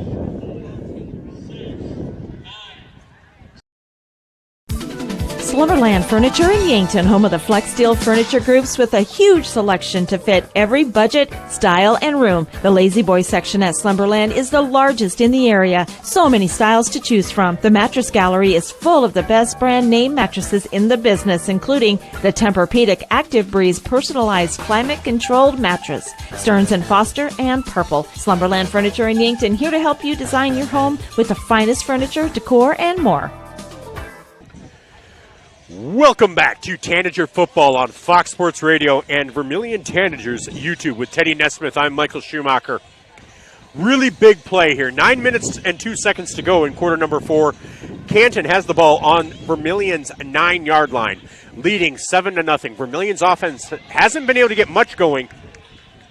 2 drives ago, though, they did. And so if you carry that momentum forward, if you're able to get a stop here, it's huge. This is huge. So Canton still lined up to as if they're going to go for it. Charlene under center, power I formation. Schremp deep in the backfield. 2 receivers, split left. Here's the snap. Handoff to Schremp over the left side. Sniffed out by Cale Cleveland. No. Oh, no! There's a flag on the play. Are they going to call a face mask? I don't think there was a face mask there, if that's what they're thinking they're going to call. I thought that was a clean tackle. We'll see what they call here, though. Well, I thought that was a really good tackle. I mean, I didn't see one. Did you see a face mask or anything? I didn't see anything.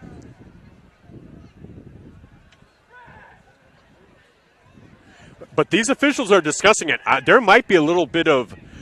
Don't be surprised if maybe they wave it off, because they're having quite the extensive discussion. And I'll be honest, I thought it was really clean. Now, we'll see. Maybe it's not a face mask. Maybe it's something else that they saw, but... Oh, official turned around facing the other direction now. Okay, like he's going to walk it off the other direction. What's your guess here?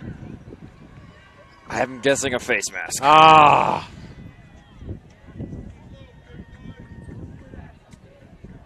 Oh.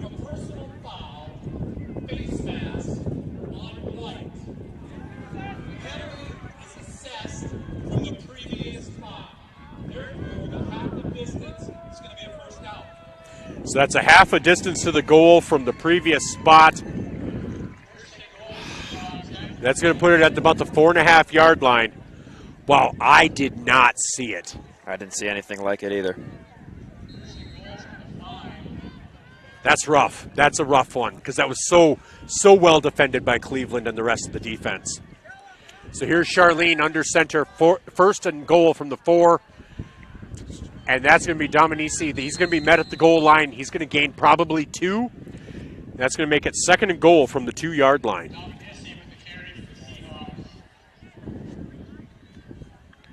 Wow, that I'm not saying there wasn't a face mask. I just didn't see it. I didn't see anything either, so I mean.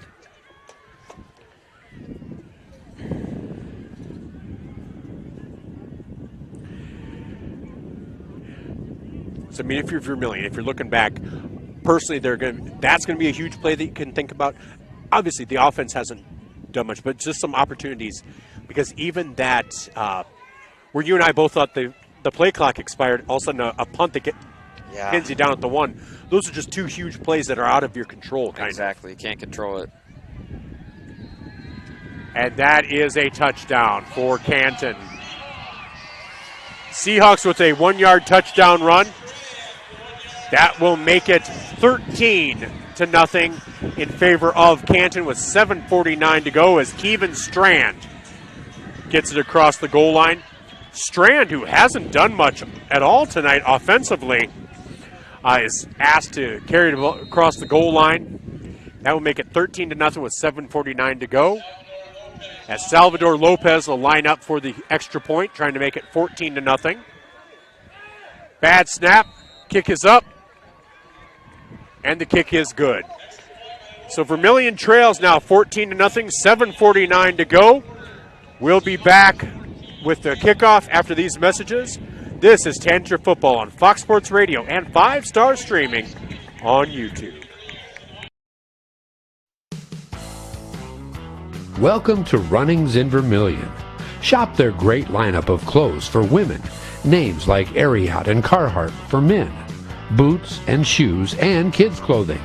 Runnings has a large supply of animal food and accessories. Love the outdoors? See the selection of ammo, firearms, and fishing equipment. For everything you need, walk through the doors at Runnings, your home, farm, and outdoor store, Vermillion. It's funny how life is made up of moments. Quiet ones, big ones, and ones you never forget. A wish, a milestone, a moment you didn't know would mean so much. Because life is made in the moments we share. Voyage Federal Credit Union. For every memory made, for every moment ahead. Voyage is insured by the NCUA and is an equal housing lender. Welcome back to Tanager Football, brought to you by First Dakota National Bank. I'm Michael Schumacher as Canton gets ready to kick off, now leading 14-0. Vermillion they need to take the ball, and they just need a good, solid drive. They have all of their timeouts remaining. As that ball comes down, breaks it over to the left side. Traquin Thomas, he's out to the 30, down to the 29, and he is knocked out of bounds at the 29-yard line. And that's where Vermillion will take over, first and 10 from their 29-yard line. So nice return there. Nice return. Got to the 30. You know, gives you a little breathing room. And we've seen they have had some aspects of the offense that have worked. If they're able to put those together, you know, the last drive was pinned down at the 1. You're limited on what you can do. Exactly. But even on that, we saw a play down the left sideline where slightly overthrown, but Cleveland had his guy beat by a step. So you see little things like that, and you're like, okay, if we can connect, that's a quick play, too. Just missing it. So here's Nygren in the shotgun. 2 receivers right, 1 receiver left. And Nygren will keep it up the middle, and he will be down at the 38-yard line. Gain of about 9. Gain of 8 or 9 for Nolan Nygren. So that's going to make it 2nd and 2, and you love seeing that. That's a great play for Nolan. Good start. Exactly what we need. And that gives the defense something to worry about if Nolan can easily just start tucking it and running. So Nolan in the shotgun. Hands it off straight up the middle, and that is going to be a first down, and that's going to be a gain of 10. Gain of 10 for Braxton Beach. So 2 nice quick plays. First down, stops the clock. Vermillion gets to the line of scrimmage, so you can avoid taking timeouts. They do start the clock now. Nygren ready to go. Here's the snap. Handoff straight ahead. Beach is met at the line of scrimmage. That'll be no gain. 2nd and 10 now.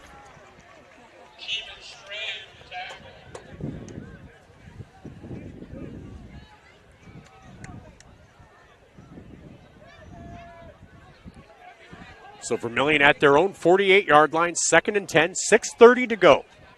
They have all 3 timeouts, so they have a little wiggle room when it comes to how quickly you need to work.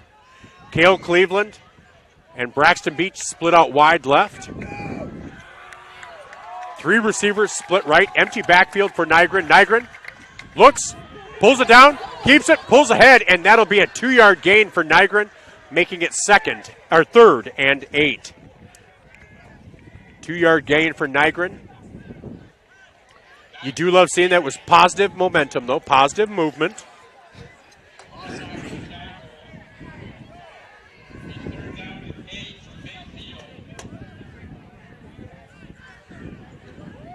So right at midfield, 5:43 to go and counting. It really is 4-down territory You at have this to point go when you're for down it. 2.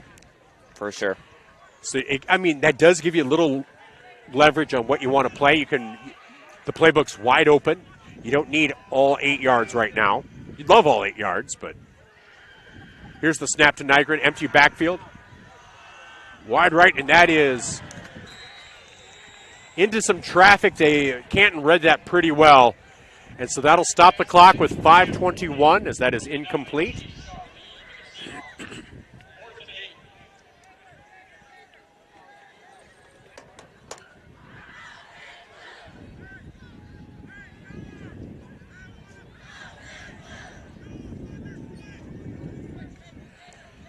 So 5:21 to go. Vermillion in the huddle.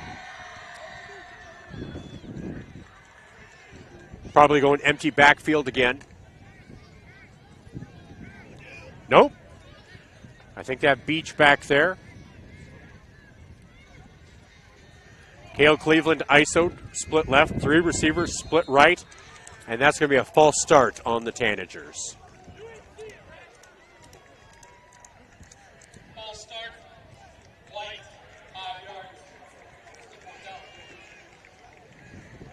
So that will make it makes it 4th and 13.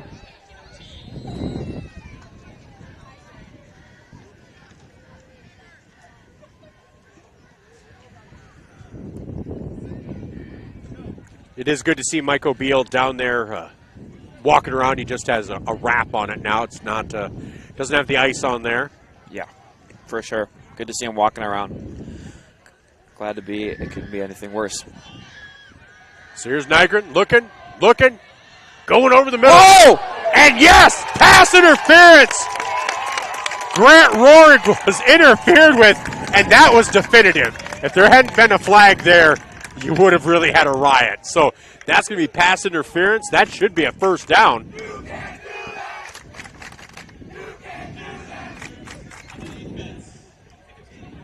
So that's a 15-yard penalty on a 4th and 13.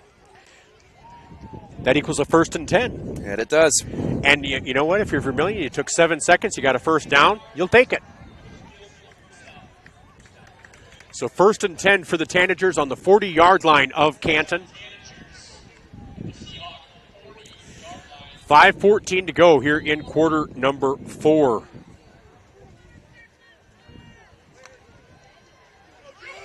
I want to thank everybody that's joining us on the stream tonight and on Fox Sports Radio. We really do appreciate you. We've been doing some volleyball this week. We're going to be covering all the football games, and that snap is high. Nygren just has to jump on it back at the 42-yard line of Vermillion. That is an 18-yard loss. Ooh, and that hurts. That really hurts.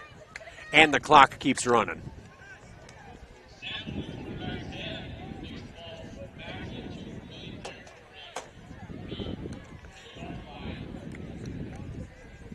So that makes it 2nd and 23.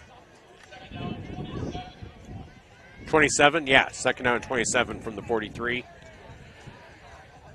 So Nygren, 1 receiver left, 1 receiver right. Job in motion. And here's a reverse. Cale Cleveland around the left side. He's to midfield. He's to 45, and he's down to the 44. That's going to make it 3rd and 14. Manageable. Much more manageable. So a 13-yard gain there for Cale Cleveland.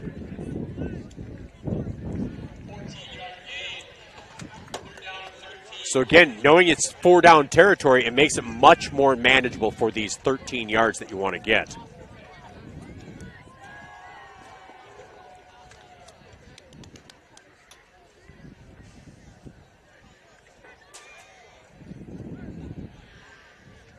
Got your foot wiggling there like Andrew Wilson in his debate with Candace Owens. And that is such a niche comment. Hardly anybody's even going to know what I'm talking about there. Nolan Nygren, as he gets hit, but releases it deep. Oh, that was a nice throw. Nygren took the contact, bounces up. And the Canton defender up maybe with a cramp, but boy, Cleveland made a nice play on that one, but well defended by Canton. So that's going to make it 4th and 13. Really, I'd say the game probably hinges on this play here. Definitely. Because if you don't get a first down here, it's done. With the 3 timeouts, it just makes it was a 2-possession game. But, man, if you get a first down here, it's still anybody's ball game. Right, it is. But it's got to be right now. But now, after that play, after that hit, Cleveland is out. That's a tough weapon not to have out there. Yeah, losing Kale Cleveland out there after that play had to come out. I mean, you got to have it here. Now, you do have the 6'4" Meredith out left. 3 receivers out right. Here's Nygren. Looking. Keeps it. And he's going to be tackled. And wow. You might be able to hear the fans. They thought there was a shot to the head. I'm going to say the officials are looking. The officials are discussing. Yes. Okay, now, here's my question. Are they calling it unsportsmanlike on the targeting, or are they going to call it on Coach Budmeyer? I think they're calling it on Coach Budmeyer.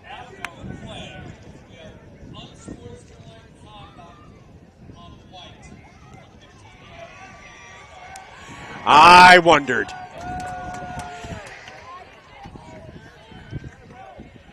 But that was a direct shot to Nygren's head. It was. I mean, so you would have been justified in calling targeting. So that gives the ball to Canton with 4:05 to go at the Vermillion 41.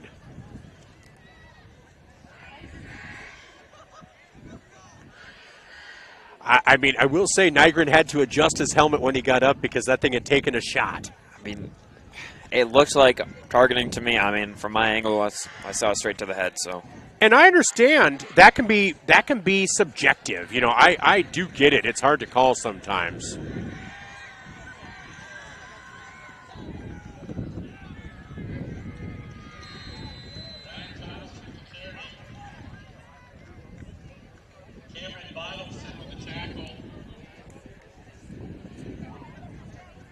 So the clock now running, 3:50.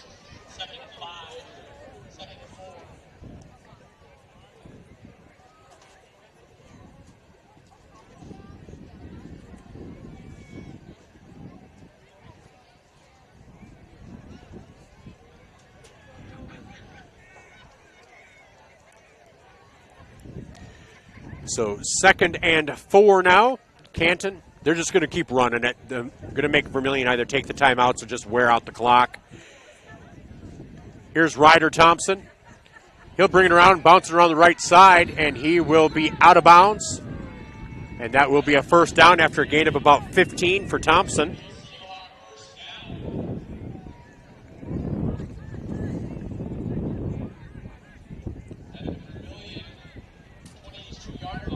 So down to the Vermillion 22-yard line. Clock will start back. No, he was out of bounds, so clock will not start back up. 3:09 to go.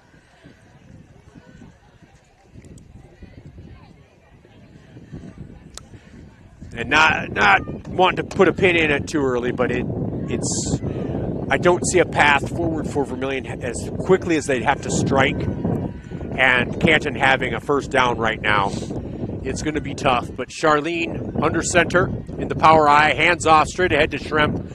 Schremp met at the line of scrimmage. He'll bounce ahead for a few yards.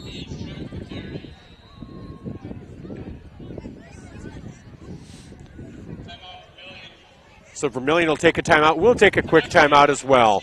3 minutes to go. Vermillion trails 14-0 here on Fox Sports Radio and 5-star streaming on YouTube. We'll take a quick timeout. We'll be back in 30 seconds. Welcome to Runnings in Vermillion. Shop their great lineup of clothes for women. Names like Ariat and Carhartt for men. Boots and shoes and kids' clothing. Runnings has a large supply of animal food and accessories. Love the outdoors? See the selection of ammo, firearms, and fishing equipment. For everything you need, Walk through the doors at Runnings, your home, farm, and outdoor store, Vermillion.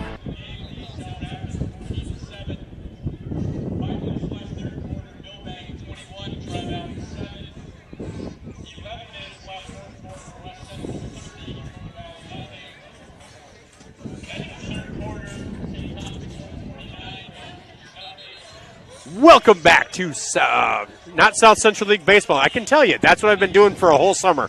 To Vermillion Tanagers Football from Canton, South Dakota with Teddy Nesmith. I'm Michael Schumacher. 3 minutes to go. Vermillion trails 14-0. Canton with the ball down in Vermillion territory at the 17-yard line. 2nd and 5 as Jace Charlene lines up under center. Power I hands it off straight ahead to Kevin. Yeah, Kevin Strand, and that is a no gain. And another, going to see if we can run this through my phone.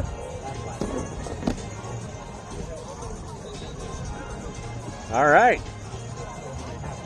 So we'll see if this will work. See, Teddy's learning all the fun little tricks. So That I am. We'll try to keep this going here as we're now running through my phone. As it is 1st and 10 from the 11 for Canton. Again, in case you're just joining, we are our generator has stopped, and because we don't have a power source on this side, so Canton now on the left-hand side, 2:40 to go. Charlene under center. Wishbone. Handoff straight ahead, and to Shrimp. And Shrimp is in for a touchdown.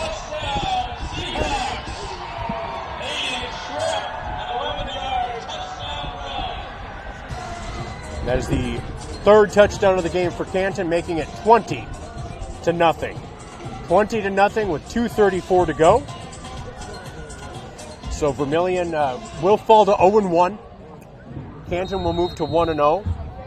And it does look like my phone is keeping up. We're not getting that little red triangle anymore. So, yeah, Teddy's learning all the little tricks of what could go wrong on a broadcast. So, kick is up for Salvador Lopez, and that kick is good. 21-0 in favor of Canton with 2:34 to go. We'll take another quick timeout. We'll be back for the Canton kickoff to Vermillion on Fox Sports Radio and Vermillion Tanagers on YouTube. With Teddy Nesmith, I'm Michael Schumacher. We'll be right back. Pied Piper Vermillion Flowers and Gifts on the corner of Cottage and Cherry. What can we say except you need to stop in for lush green plants, fresh flowers, gifts for anniversaries, sympathy, willow tree, fall decor, fresh flower bouquets, aromatherapy, beautiful handmade stained glass, jewelry, Pinch Me products, Denise's chocolates, and Dark Canyon coffee. Like the sign says, love blooms here. Pied Piper Vermillion Flowers and Gifts. They deliver.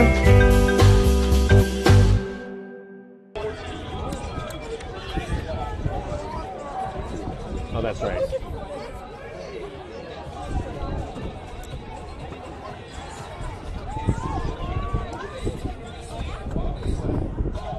Since there's still 94 minutes.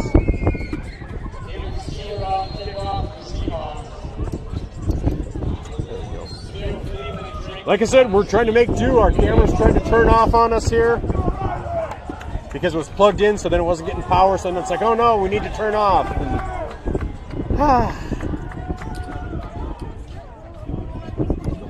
I'd say it never gets worse than this, Teddy, but that could be wrong too. Here's the kickoff down. Field it down at the goal line. And I think that was that Traquin Thomas? Traquin Thomas with a nice return. Brings it back out to about the 22-yard line. And that's where Vermillion will take over, trailing 21-0. Now Vermillion has no timeouts left. So this is, it just, they will fall to 0-1. They will. But they'll live to fight another day. They're back, we're at home next week. At home against Lennox next week. Yep. And Lennox, I think they're going to be coming off a loss, but we'll look at that in the post game.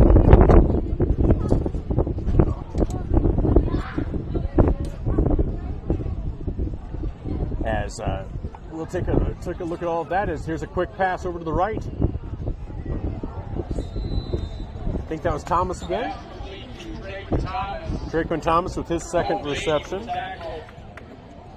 And so Vermillion now, 2nd and 5 from the 28-yard line. 2:02 to go and counting. Now under 2 minutes to go here in game number 1. So 2nd and 5.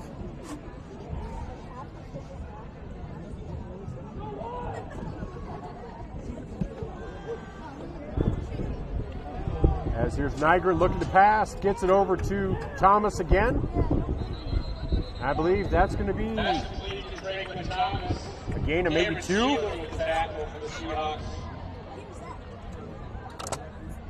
That'll be, oh, nope, that's going to be a gain of about 5. That'll be a first down. So 1st and 10 Vermillion. Clock will stop with 1:18 to go. Vermillion just, hoping to even get that momentum of getting a score, so you're not shut out. Something positive to take away from the game. Just a long, methodical drive, maybe for the minute time we have left. Just get down the field, see what we can do.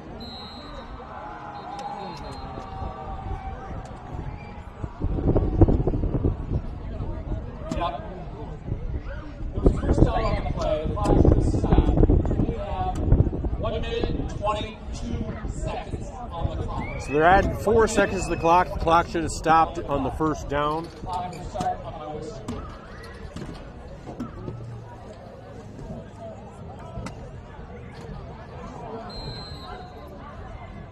So Nygren in the shotgun, 3 receivers left. 1 back in the backfield, Cleveland out right. Nygren looking for Rorig. Rorig with a completion at the 30. He's at the 25. He's at the 20.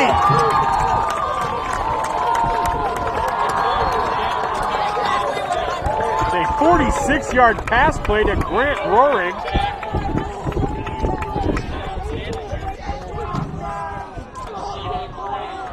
So nice catch there by Grant Rorig. He's had a few close ones today, so nice first down. 1:05 to go, and Vermillion's now on the 20-yard line of Canton.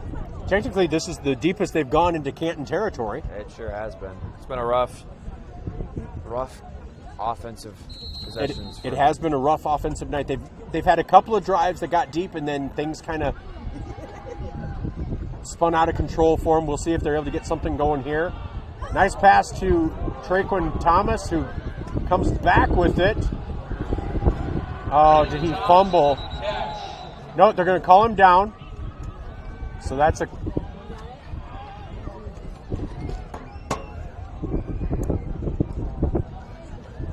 Clock is still running.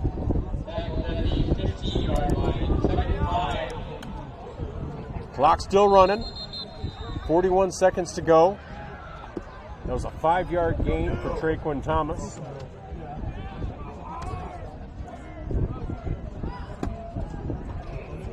So 41 seconds. 3rd and 5.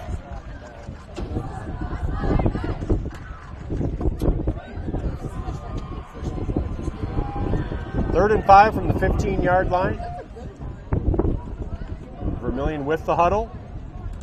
Nygren alone in the backfield. Cleveland and Beach right.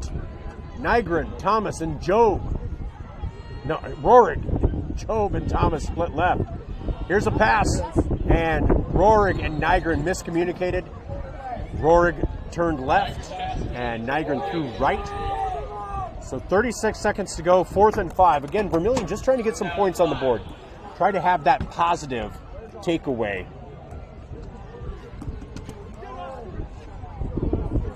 So 36 seconds to go.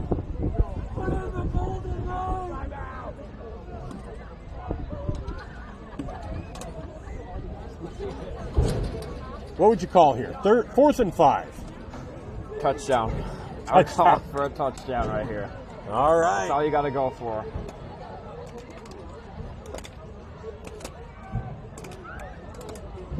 All right, here's the snap to Nygren in the shotgun. Looks left. Here's the throw. And that is complete to Grant Warren for a touchdown. Touchdown, Tanagers. Touchdown, Vermillion Tanagers.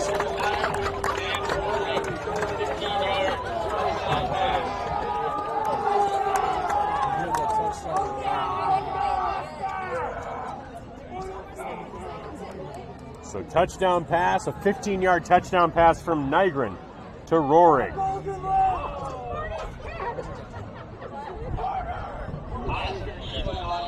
So Oscar Edelin on to kick the extra point. Left-footed kicker. Nygren to hold. Here's the snap. Places down. Kick is up, and the kick is good. Vermillion now trails 21-7. 32 seconds to go. We'll be back after this timeout for the Tanager kickoff. This is Tanager Football, brought to you by First Dakota National Bank on Fox Sports Radio and Vermillion Tanagers YouTube. At Masada, we believe in giving back to the communities that have helped us grow. That's why we're proud to support local schools, youth programs, community events, and organizations throughout the region. We don't just work here, we live here, raise our families here, and invest here. Be part of something bigger, built on community, powered by people. Apply today at masadainc.com/careers. Masada Manufacturing, unlock your future and rock with us.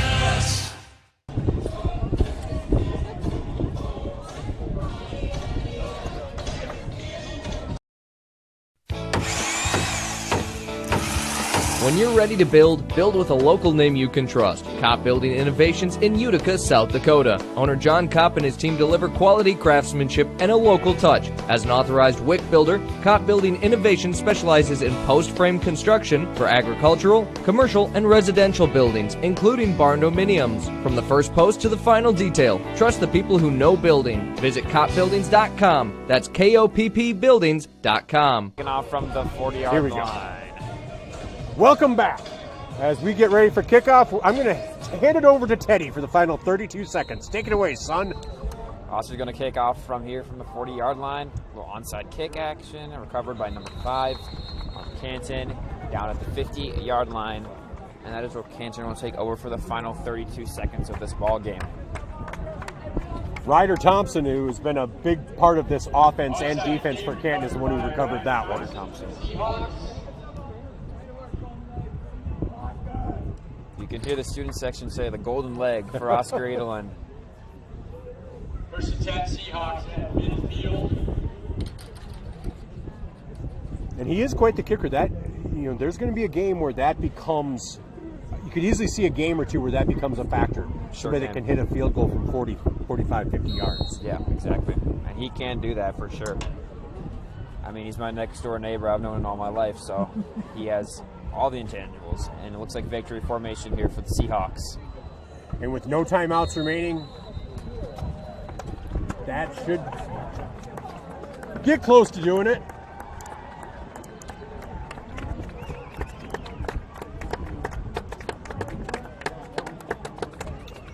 And that will do it.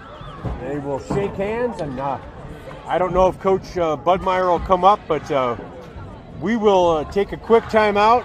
And we will have our wrap up here. We'll give you stats and we'll give you scores from around the state, and we'll wrap things up, and we'll see if Coach Budmeyer steps up.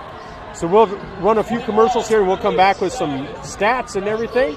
This is Tanager Football on Fox Sports Radio and Vermillion Tanagers on YouTube. If you're considering a new roof, you want to put your roof in the hands of Dave's Roofing. Dave's Roofing specializes in residential roofing and has over 10 years of experience. Dave's Roofing covers any job from a 60 to 80 mile radius of Sioux City and has a 10-man crew that completes most jobs in one day. Dave's Roofing will make sure the cleanup job is done right afterwards too. And the products installed are impact rated and eligible for homeowners insurance discounts. Look up Dave's Roofing on Facebook and check out the work that's been done and customer testimonials. It's the time of year when being on the water is the thing to do. Let Mart Marine in Vermillion help you get ready. Mart Marine is an authorized Lund Boat and Mercury outboard motor dealer. Stop and make a great deal on the best names in boating today. Lund Boats and Mercury outboard motors. Mart Marine has other lines of deck boats and pontoons as well. Stop and get a quote on your next Lund boat powered by Mercury outboard motors at Mart Marine in Vermillion.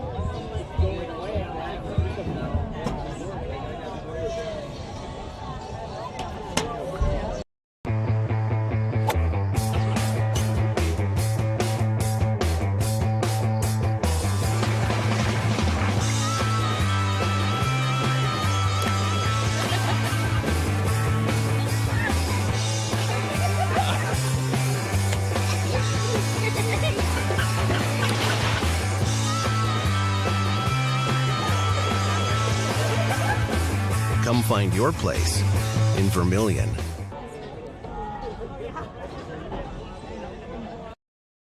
To be honest, it's the people that I work with. Like, I mean, I love what I do. You gotta love what you do to come every day. But the people I work with make coming 10 times easier. You want to be a part of a team that cares for you and that actually put in the time to teach you and show you the things you do. Glad to have you back. I'm glad to be back. When I got word, I was excited. So.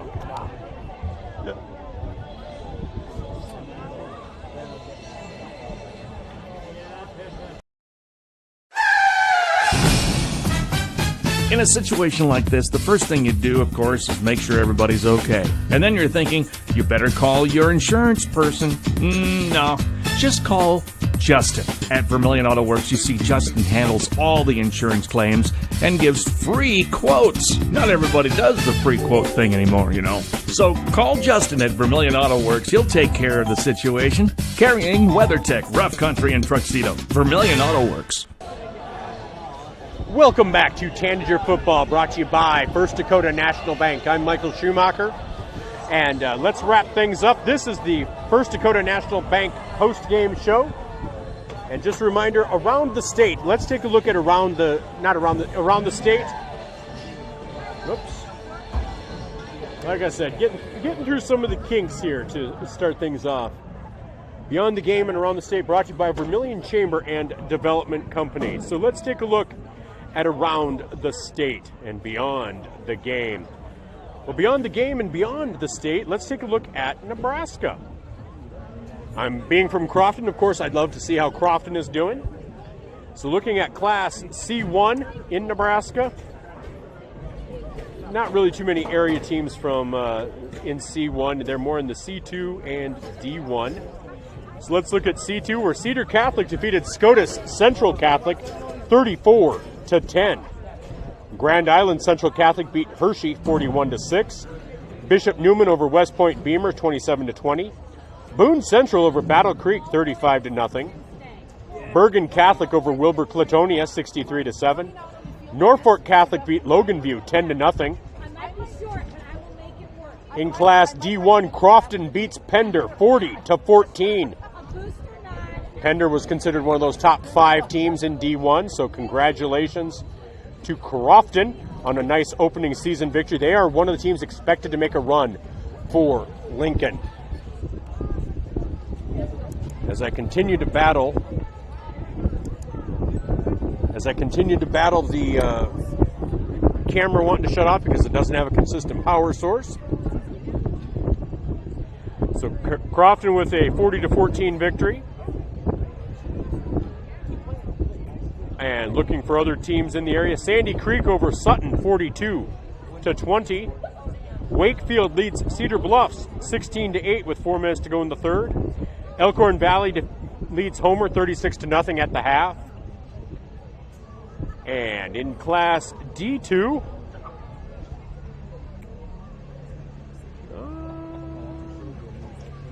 Creighton trails Laurel Concord Coleridge 30-24 with 7 minutes to go in the fourth. And Niobrara Verdigris falls to St. Mary's 46-8.